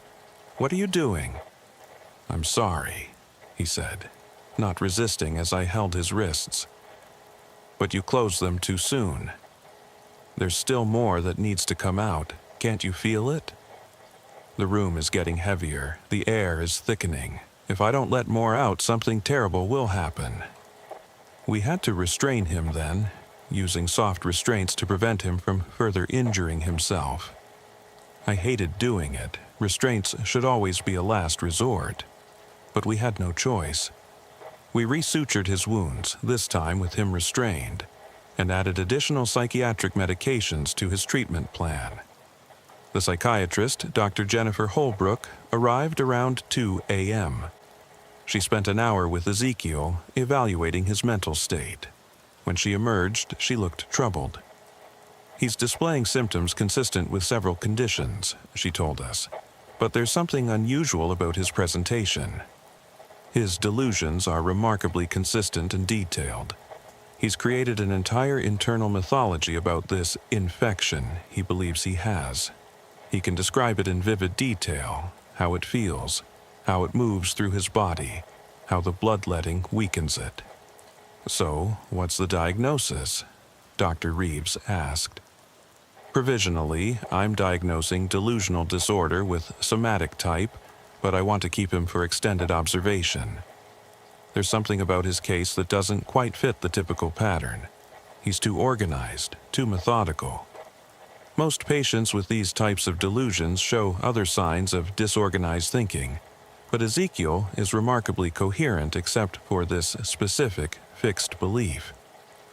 Around 4 a.m., things took a disturbing turn. I was checking on Ezekiel, adjusting his IV, when he suddenly spoke. "It's happening," he said, his voice tight with fear. "I couldn't release enough. It's growing stronger. You need to leave the room. Now." "Ezekiel, you're safe." Nothing is going to happen. That's when I noticed it. The skin on his arms, where we had sutured the wounds, was moving. Not the normal movement of muscle and tissue, but something underneath, rippling like water, creating small waves under his skin. It was subtle at first, so subtle I thought I was imagining it. But then the movement became more pronounced, more deliberate. "What is that?" I whispered, unable to hide my shock. "I told you," Ezekiel said, tears now streaming down his face. "I tried to warn you. When I don't let enough out, it gets stronger. It starts to take control." I called for Dr. Reeves immediately. By the time she arrived, the movement under Ezekiel's skin had spread to his chest and neck. It looked like something was crawling beneath his skin, creating ridges and valleys that shifted and moved with purpose. Dr. Reeves examined him, her face growing increasingly concerned. "This could be fasciculation," she said, though she didn't sound convinced. "Involuntary muscle contractions. We need to run more tests, CT scan, MRI, comprehensive blood panels." But before we could move him for testing, Ezekiel's existing wounds, the ones we had just resutured, began to open on their own. Not tearing or ripping, but opening cleanly, as if the sutures were dissolving. Blood began to flow from them, but it wasn't normal blood. It was thick, viscous, and had an iridescent quality that made it seem to shimmer under the fluorescent lights. Bartholomew, who had been standing guard, took a step back. "That ain't natural," he said, his usual calm demeanor shaken. "I've seen a lot in 20 years, but that ain't natural." We tried to control the bleeding, but our efforts seemed futile. The blood wouldn't clot normally, and fresh wounds kept appearing on Ezekiel's body without any external cause. They would manifest as thin red lines that would gradually deepen and open, following the same precise pattern as his self-inflicted injuries. "Please," Ezekiel begged, "let me do it myself. I know how to control it. I know the right places, the right depths. If it happens on its own, people get hurt." "What do you mean, people get hurt?" Dr. Reeves asked. "It's happened before. When I was in the psychiatric hospital in Hartford, they wouldn't let me manage it, and it found another way out. 3 staff members ended up in the ICU with unexplained hemorrhages. The official report blamed a contaminated batch of heparin, but I knew the truth. It had jumped to them, looking for a way out. We all exchanged glances. This was clearly part of his delusion, but the movement under his skin and the spontaneous wounds were undeniably real. Dr. Reeves made the decision to sedate him, hoping that would calm whatever physiological process was occurring. The sedation worked initially. Ezekiel fell into a deep sleep, and the movement under his skin subsided. The spontaneous bleeding stopped. We took the opportunity to run every test we could think of. The results were baffling. His blood showed unusual protein markers that couldn't be identified. The CT scan revealed what looked like a network of thin, thread-like structures throughout his body that didn't correspond to any known anatomical feature. The radiologist suggested they might be artifacts from the imaging process, but they appeared too consistent, too organized to be random errors.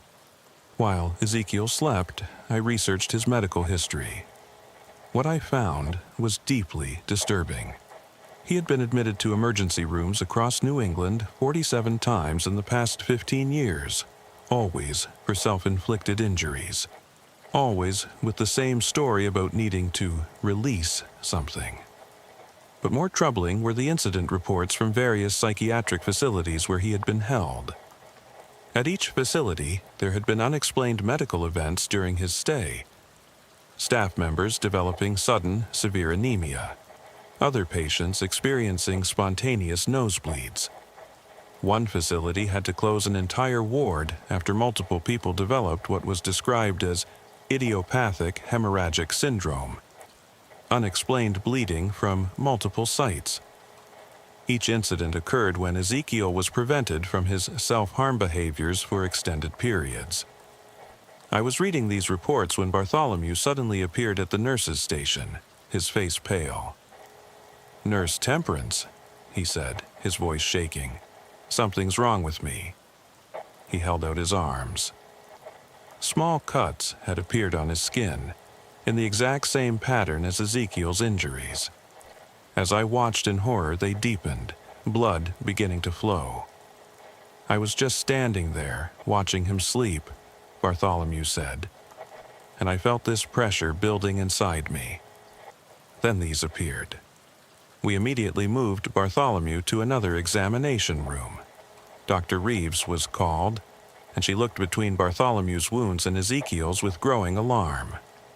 "This is impossible," she said. "Wounds don't just spontaneously appear, and they certainly don't transfer between people." But the evidence was undeniable. Over the next hour, 3 more staff members who had been in close contact with Ezekiel developed similar symptoms. First, they reported a feeling of internal pressure, like something pushing against their skin from the inside. Then the cuts would appear, always in the same pattern, always deepening at the same rate. We put the entire ER on lockdown, calling in the infection control team and hazmat units. But every test for pathogens came back negative. Whatever was happening, it didn't follow any known pattern of disease transmission. The CDC was contacted, and they sent a rapid response team, but they were as baffled as we were. Ezekiel woke up 12 hours after we had sedated him. By then, 7 staff members had developed the mysterious wounds. He looked around at the chaos, the hazmat suits, the CDC personnel, the frightened faces, and simply said, "I tried to warn you. It needs a way out. If you don't give it one, it makes its own." The CDC team interviewed him extensively. He was cooperative, even helpful, explaining his condition in detail. According to Ezekiel, he had been infected with something during a trip to Eastern Europe when he was 17. Not a disease in the conventional sense, but something older, something that existed in the spaces between what medicine understood. "It feeds on life force," he explained to the lead CDC investigator. "It grows by consuming its host from within. The only way to slow it down is to release it regularly through bloodletting. But if you prevent that release, it builds up pressure and finds other ways out, including jumping to nearby hosts." It sounded insane, like something out of a horror movie. But we had 7 staff members with unexplained wounds that perfectly matched Ezekiel's, and no medical explanation for what was happening. The CDC team made a controversial decision. They allowed Ezekiel to perform his treatment on himself under medical supervision. Using a sterile scalpel, he made precise incisions on his arms, following the same pattern we had seen before. As the blood flowed, that strange, iridescent blood, something remarkable happened. The wounds on the affected staff members began to heal spontaneously. Within an hour, they had completely closed, leaving only faint scars. "It's returning to its primary host," Ezekiel explained. "I'm its chosen vessel. It only spreads to others when it can't maintain balance in me." The CDC took samples of everything: blood, tissue, even air samples from around Ezekiel. They've never publicly released their findings. Officially, the incident was classified as a case of mass psychogenic illness, a shared delusion that somehow caused psychosomatic wounds. But those of us who were there knew better. Ezekiel was transferred to a specialized facility that the CDC wouldn't name. Before he left, he spoke to me one last time. "I'm not crazy, Temperance," he said. "I wish I were. Being crazy would be so much easier than being a cage for something that shouldn't exist. Every day is a negotiation, a careful balance between feeding it and starving it, between letting it grow and letting it out." "What is it?" I asked. "What's really inside you?" He smiled sadly. "I don't know. Maybe it's a parasite from someplace science hasn't discovered yet. Maybe it's something that's always been here, hiding in the margins of human experience. Or maybe it's exactly what the old stories warned about: the things that possess us, that hollow us out from within, that turn us into vessels for their hunger. Do you think you'll ever be free of it?" "No," he said simply. "We've become symbiotic now. It needs me to exist in this world, and I need it to, I don't know exactly, to be complete, maybe. I can't remember what I was like before it, whether I was whole or if I was always meant to be a container for something else. But I know that if I died, it wouldn't die with me. It would just find new hosts, probably many of them. So I keep going, keep bleeding, keep maintaining the balance." That was 2 years ago. I've tried to follow up on Ezekiel's case, but I hit walls everywhere. The facility he was transferred to doesn't officially exist. The CDC report is classified. Even the medical records from our hospital have been sealed. It's as if the entire incident has been erased from official history. But I know what I saw. I know that Bartholomew still has scars on his arms in that precise pattern, scars that sometimes ache for no reason. I know that several of us who were there that night still have nightmares about things moving under our skin. And I know that sometimes, when the ER is busy and the pressure builds up inside me from the stress and the trauma of the job, I feel an almost irresistible urge to make small, precise cuts on my arms, to let something out before it builds up too much. I've resisted so far, but the urge grows stronger every day. Dr. Reeves left medicine entirely 6 months after the incident. She's teaching high school biology now in a small town in Vermont. She sent me a letter, once that said simply, "There are things medicine isn't equipped to handle. Things that exist outside our understanding. I'd rather teach teenagers about mitosis than face those things again." The other staff members who were affected have all moved on, scattered to different hospitals, different cities, some to different careers entirely. But I've kept track of them. 3 have been treated for self-harm behaviors since the incident. 2 have been diagnosed with delusional disorders remarkably similar to Ezekiel's. 1 disappeared entirely, leaving only a note that said, "It's growing." I need to find him. I still work in the ER. Every patient who comes in with self-inflicted wounds makes me think of Ezekiel. Most are struggling with mental health issues I can understand and help treat.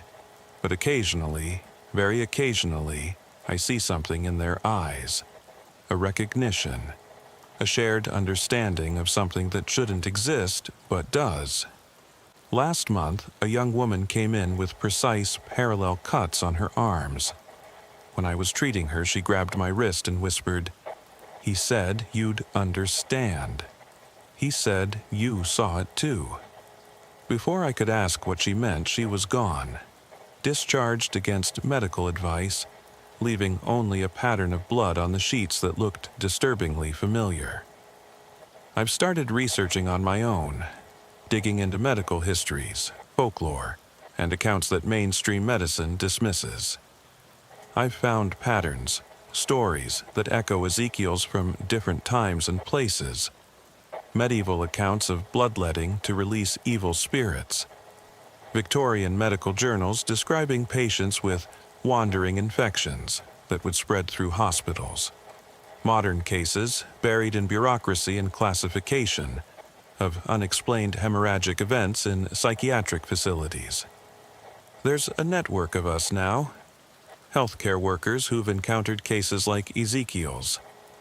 We share information carefully, anonymously, knowing that official channels would dismiss us as delusional. We've identified at least 12 patients across the country with similar conditions, all managing their infections through controlled self-harm, all telling variations of the same story about something inside them that needs to be released. Some of my colleagues think it's a new disease, something evolved or engineered that medicine hasn't caught up to yet. Others believe it's psychological, a manifestation of trauma so severe it becomes physically real. A few, usually after a few drinks and in hushed voices, wonder if Ezekiel was right. If these are things that have always existed alongside humanity, parasites of consciousness that we've only recently started to recognize. I don't know what I believe, but I know that every time I draw blood from a patient now, I look for that iridescent quality. Every time someone comes in with unexplained wounds, I check for patterns. And every night, when I'm alone in my apartment, I check my own skin for signs of movement, for evidence that what touched us that night in the ER might have left more than just scars. Ezekiel sent me a letter once, forwarded through so many intermediaries I have no idea where he actually is. It contained just one line. The balance is harder to maintain when you're alone. Find others who understand, or it will find you. I've kept that letter. Sometimes I read it when the pressure builds up inside me, when the stress of the job becomes almost unbearable, when I find myself holding a scalpel a little too long, contemplating the relief that might come from just one small, precise cut. So far, I've resisted, but I understand now what Ezekiel meant about negotiation, about balance, about the careful dance between control and release. Because here's what truly haunts me. What if we all carry something like this inside us? What if mental illness, self-harm, the inexplicable behaviors we see in the ER every day are just different manifestations of things trying to get out? What if Ezekiel wasn't special, wasn't uniquely infected, but was just the only one honest enough to acknowledge what's inside all of us? These are the thoughts that keep me awake during my night shifts, that make me question every patient, every diagnosis, every assumption about what's real and what's delusion. Because once you've seen someone's wounds open on their own, once you've watched something move under human skin with purpose and intelligence, once you've felt unexplained cuts appear on your own body, you can never again be certain about the boundaries between mind and body, between self and other, between what's inside us and what's trying to get out. I still work my shifts, still treat my patients, still maintain the facade of normalcy, but I'm always watching, always alert for signs of something more than medical textbooks can explain. And sometimes, in the quiet hours before dawn, when the ER is momentarily still and I'm alone with my thoughts, I swear and said, I don't know why I do it. It's like something else takes over, like my hands aren't my own. I told her what I was supposed to tell her about coping mechanisms and mental health resources and the help available to her. But inside, I wondered, what if she's right? What if none of our hands are truly our own? What if we're all just vessels for things we don't understand? Things that use our bodies to interact with a world they couldn't otherwise touch. Bartholomew retired early last year. On his last day, he pulled me aside and showed me his arms. The scars from that night had changed, forming new patterns, symbols almost, that neither of us recognized. It's still there, he said quietly. Whatever touched us that night, I can feel it sometimes moving just under the surface, like it's waiting. Waiting for what? I asked. He shrugged, but his eyes were haunted. Maybe for the right moment. Maybe for more like Ezekiel. Maybe for all of us to finally understand what we really are. Not individuals, but containers. Hosts for things that have always been here, using us, living through us, waiting for their chance to fully emerge. That's the thought I can't shake. The possibility that keeps me vigilant and terrified in equal measure. Because if Ezekiel was right, if what happened to him could happen to any of us, if we're all potential vessels for something that exists outside our understanding, then every patient who comes through our doors might be carrying something more than disease or injury. They might be carrying proof that everything we think we know about human bodies, about consciousness, about the nature of self, is incomplete at best and dangerously wrong at worst. I've started keeping a journal, documenting every unusual case, every unexplained symptom, every patient who speaks of pressure building inside them. Maybe I'm becoming paranoid, seeing patterns where none exist. Or maybe I'm finally seeing what was always there, hidden in plain sight among the routine traumas and treatable conditions. Sometimes I dream about Ezekiel, about the thing moving under his skin, about the blood that seemed to shimmer with its own light. In these dreams, he tells me it's spreading, that what started with him is now in dozens, hundreds, maybe thousands of people. That soon, everyone will understand what it means to be a container for something else's existence.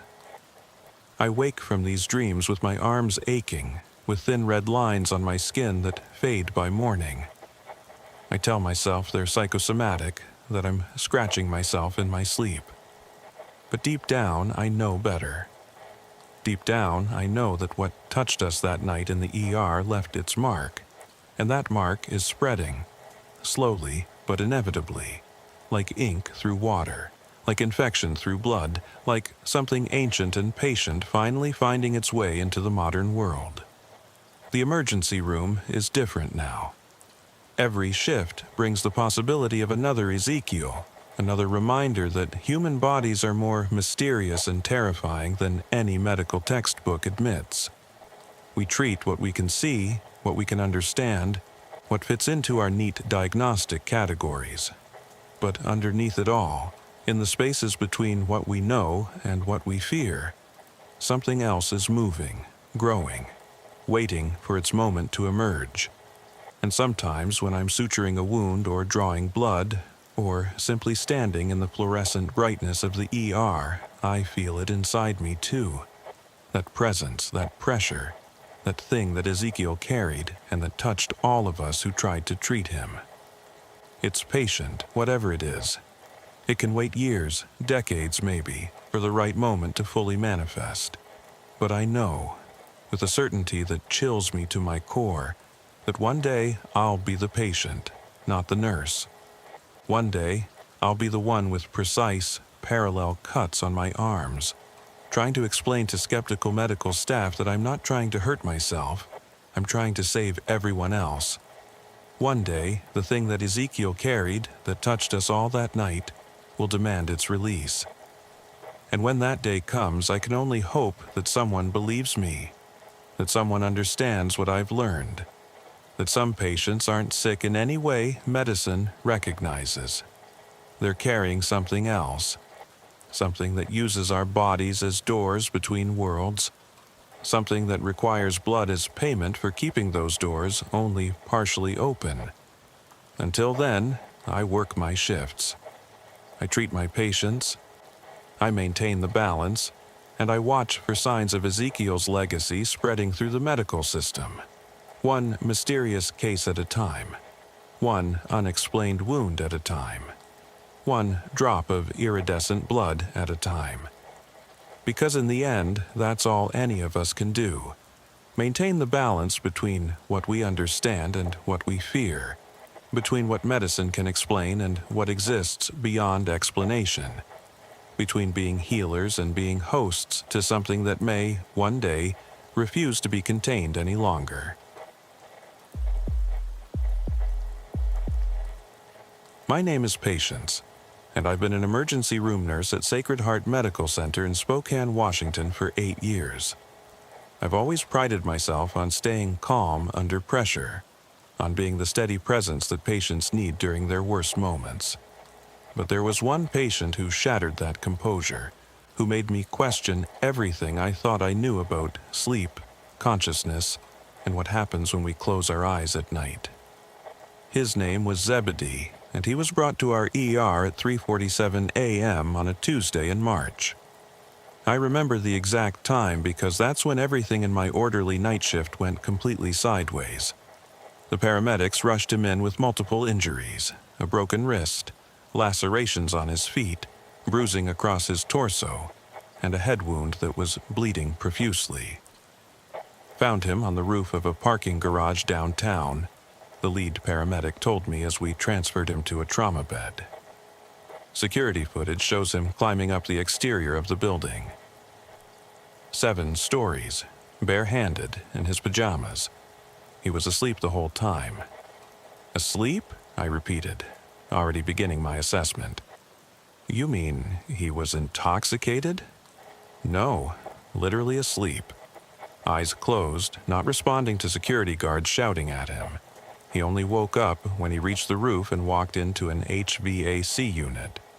That's how he got the head wound. Zebedee was in his early 40s, average build, with prematurely gray hair and hands that showed signs of previous injuries.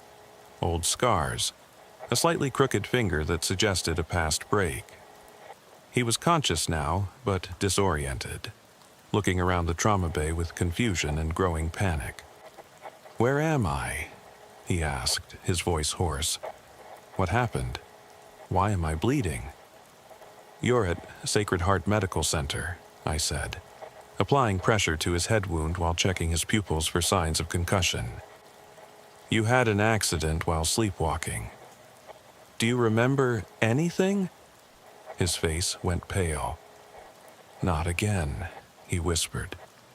"Please, not again. Dr. Phineas arrived to examine him. Phineas was our head of emergency medicine, a brilliant but eccentric doctor who had a particular interest in unusual cases. He took one look at Zebedee's injuries and the paramedics' report and immediately ordered a comprehensive workup. "Mr. Zebedee," Phineas said while suturing the head wound, "the paramedics tell us you climbed 7 stories while asleep. That's not typical sleepwalking behavior. How long has this been happening?" Zebedee closed his eyes, and I saw tears squeeze out from under his lids. "Since I was 12. But it's gotten worse over the years, much worse." Over the next hour, as we treated his injuries, Zebedee told us his history. The sleepwalking had started with simple episodes, walking around his bedroom, going to the kitchen. But as he got older, the episodes became more complex and dangerous. He'd wake up miles from home. He'd find evidence that he'd cooked elaborate meals while asleep. Once, he woke up in his car, parked at a rest stop 3 hours away, with no memory of driving there. "I've seen every specialist," he said. "Sleep studies, neurologists, psychiatrists. They all say it's an extreme form of parasomnia, but no one can explain why it's so severe or how I can perform such complex tasks while unconscious." "What about medication?" Phineas asked. "I've tried everything. Benzodiazepines, antidepressants, even antipsychotics. Nothing stops it. Restraints don't work either. I've dislocated my shoulder getting out of medical restraints while asleep. It's like something else takes control of my body when I'm unconscious." We admitted him for observation and further testing. I was assigned to monitor him overnight, which meant staying in or near his room to ensure he didn't have another episode. Hospital policy typically didn't allow for one-on-one observation except in psychiatric cases, but Phineas made an exception given the severity of Zebedee's condition. Around 1 a.m., I was sitting in a chair beside his bed, catching up on charting, when I noticed his breathing pattern change.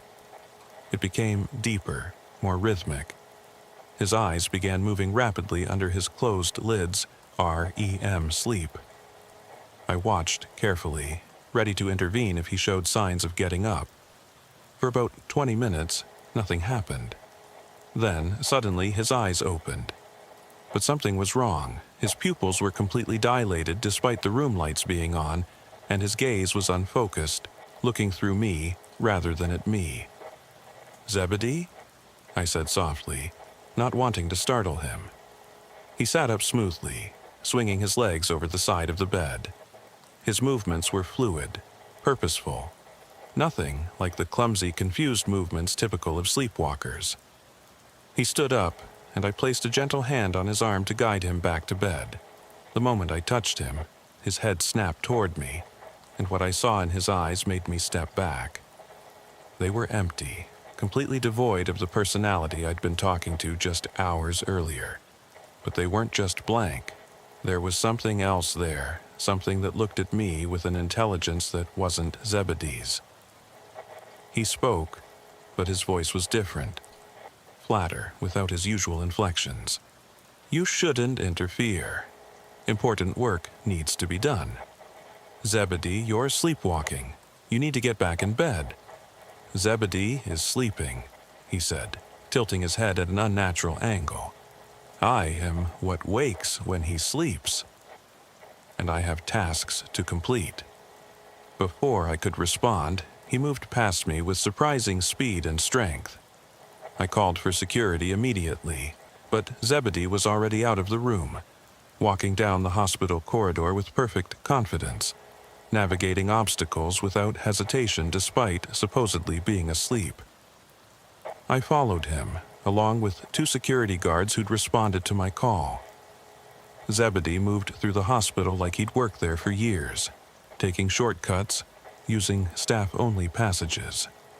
He went straight to the pharmacy storage room, where he stood in front of the locked door, his fingers moving in complex patterns in the air, as if typing on an invisible keyboard. "The code is 7-4-8-2-9-1. Quote, he said aloud. That was the actual door code, which he shouldn't have known. The door clicked open and he walked inside. We found him gathering specific medications, reading labels despite his eyes being unfocused and dilated. He was selecting particular drugs, stimulants, neurological medications, compounds that affected brain chemistry. When security tried to stop him, he evaded them with movements that seemed almost choreographed, as if he knew exactly what they would do before they did it. "Don't hurt him! He's asleep!" I shouted as one guard reached for his taser. Zebedee suddenly stopped, turning to face us.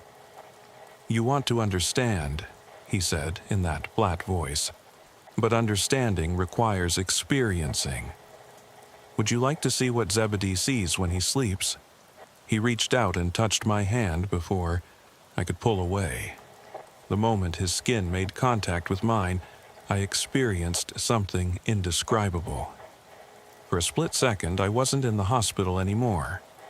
I was somewhere else, a vast, dark space filled with geometric patterns that hurt to perceive, with entities that moved in ways that violated physics, with sounds that weren't sounds, but pure information forcing itself into my consciousness. I jerked away, gasping, and found myself back in the pharmacy storage room. Zebedee had collapsed, and his eyes were closed normally now, his breathing returning to regular sleep patterns. The security guards were staring at me. "What just happened?" one of them asked.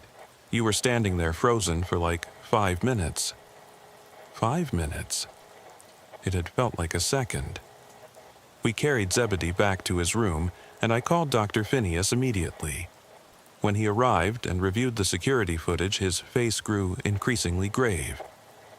"Look at this," he said, showing me the video on his tablet. It showed Zebedee navigating the hospital, but in several frames there were anomalies, shadows that didn't match his body, reflections in windows that showed him in different positions than where he actually was, and most disturbingly, moments where he seemed to be in 2 places at once, like a double exposure. "That's not possible," I said. "It must be a camera malfunction." "All 12 cameras we reviewed show similar anomalies," Phineas replied. "And look at this," the timestamp jumps. "According to the system, he was in the pharmacy for 30 minutes, but you say it was only 5. Zebedee woke up around 6 a.m. with no memory of the episode. When we told him what had happened, he broke down, crying. "It's getting stronger," he said. "The thing that takes over when I sleep. I can feel it even when I'm awake now, waiting just below the surface." "What is it?" Phineas asked. "You said something else takes control." "What do you mean?" Zebedee was quiet for a long moment. "When I was 12, I had a near-death experience. Drowning accident at a lake. I was underwater for almost 10 minutes before they pulled me out. They managed to resuscitate me, but something came back with me. Something that had been waiting in that space between life and death." "That's not medically possible," Phineas said, but he sounded less certain than usual. "Every time I sleep, I go back to that place," Zebedee continued, "and the thing that saved me or cursed me takes my place here. It uses my body to do things, to accomplish tasks I don't understand. Sometimes I get fragments of memory, images that don't make sense. Complex mathematical equations, blueprints for devices that shouldn't exist, locations of places I've never been." We kept him under observation for 3 more nights. Each night, despite increasing sedation and physical restraints, the sleepwalking episodes occurred, and each time they became more disturbing. On the 2nd night, he somehow picked the locks on his restraints using a paperclip he couldn't have had access to. He was found in the morgue, standing over a recently deceased patient, measuring the body with his hands and muttering numbers in a language our translator app couldn't identify. On the third night, the entire hospital's electrical system experienced fluctuations whenever he entered REM sleep. Lights would dim, computers would restart, and medical equipment would show impossible readings. During his episode that night, he went to the pediatric ward and stood outside the rooms of sleeping children, not entering but observing. His head tilted as if listening to something only he could hear. We need to transfer him to a specialized facility, Phineas finally decided. This is beyond our capabilities. But on the morning of the fourth day, before the transfer could be arranged, something extraordinary happened. I was doing my rounds when I heard shouting from Zebedee's room. I ran in to find him awake but struggling against invisible restraints, his body contorting in impossible ways. "It doesn't want to go back," he screamed. "It's trying to stay awake, trying to keep control." His voice kept changing, sometimes his normal voice, sometimes the flat tone from his sleepwalking episodes, sometimes something else entirely, something that sounded like multiple voices speaking in unison. Phineas arrived with several other doctors. We watched in horrified fascination as Zebedee's body seemed to be fighting itself, one hand trying to choke him while the other tried to pull it away. His face cycled through different expressions: terror, calm calculation, rage, and something alien that human faces shouldn't be able to make. "Give him propofol," Phineas ordered. "Maximum dose." As the anesthetic entered his system, Zebedee's struggles intensified. Just before he lost consciousness, he looked directly at me with clear, terrified eyes and said, "Don't let it out. Whatever you do, don't let it fully wake up." He slept for 18 hours straight.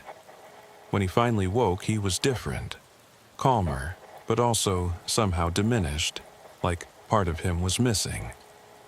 "It's gone," he said quietly, "or at least it's sleeping deeper now. But it'll come back. It always comes back."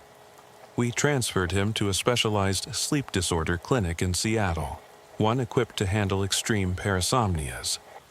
But before he left, he gave me a journal he'd been keeping for years, documenting his episodes. Reading it later, I found detailed accounts of his nighttime activities, complex engineering diagrams, mathematical proofs, maps of cave systems that supposedly didn't exist, and repeated references to something called the waiting room.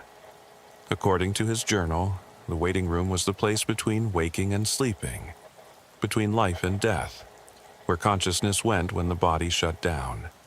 And it wasn't empty. It was full of things that wanted to experience physical existence, things that could only do so by borrowing bodies of the sleeping or dying. The last entry, dated the night before he came to our ER, was chilling. "It's almost ready. Soon, it won't need me to be asleep. Soon, it will be strong enough to exist here permanently. I'm going to try to stop it, even if it means never sleeping again. If I fail, if something happens to me, whoever reads this needs to know. We're not alone when we sleep. We're never alone. And sometimes, we don't come back alone." I've kept track of Zebedee since his transfer. The clinic reports that his episodes have decreased but haven't stopped. They've recorded impossible phenomena during his sleep: objects moving without being touched, electronic interference, and once, security footage of him being in two places simultaneously. But what haunts me most is what I experienced when he touched my hand, that glimpse into whatever place he goes when he sleeps. Because sometimes, now, when I'm on the edge of sleep myself, I feel myself slipping toward that dark space full of watching entities. And I wonder, how many of us bring something back each time we wake up? How many of us are sharing our bodies with things that take control when consciousness fades? The other nurses have noticed I've become obsessive about staying awake during night shifts, that I drink excessive amounts of coffee, and take frequent walks to avoid any chance of dozing off. They don't understand that I'm terrified of what might take control if I sleep here. In this place, where the boundary between states of consciousness seems thinner. Because Zebedee showed me that sleepwalking isn't just about unconscious movement.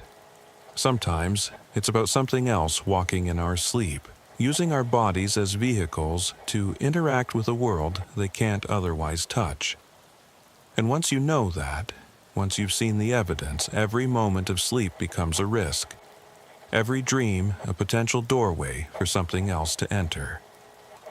I still work at Sacred Heart, still take night shifts, but I've never been the same.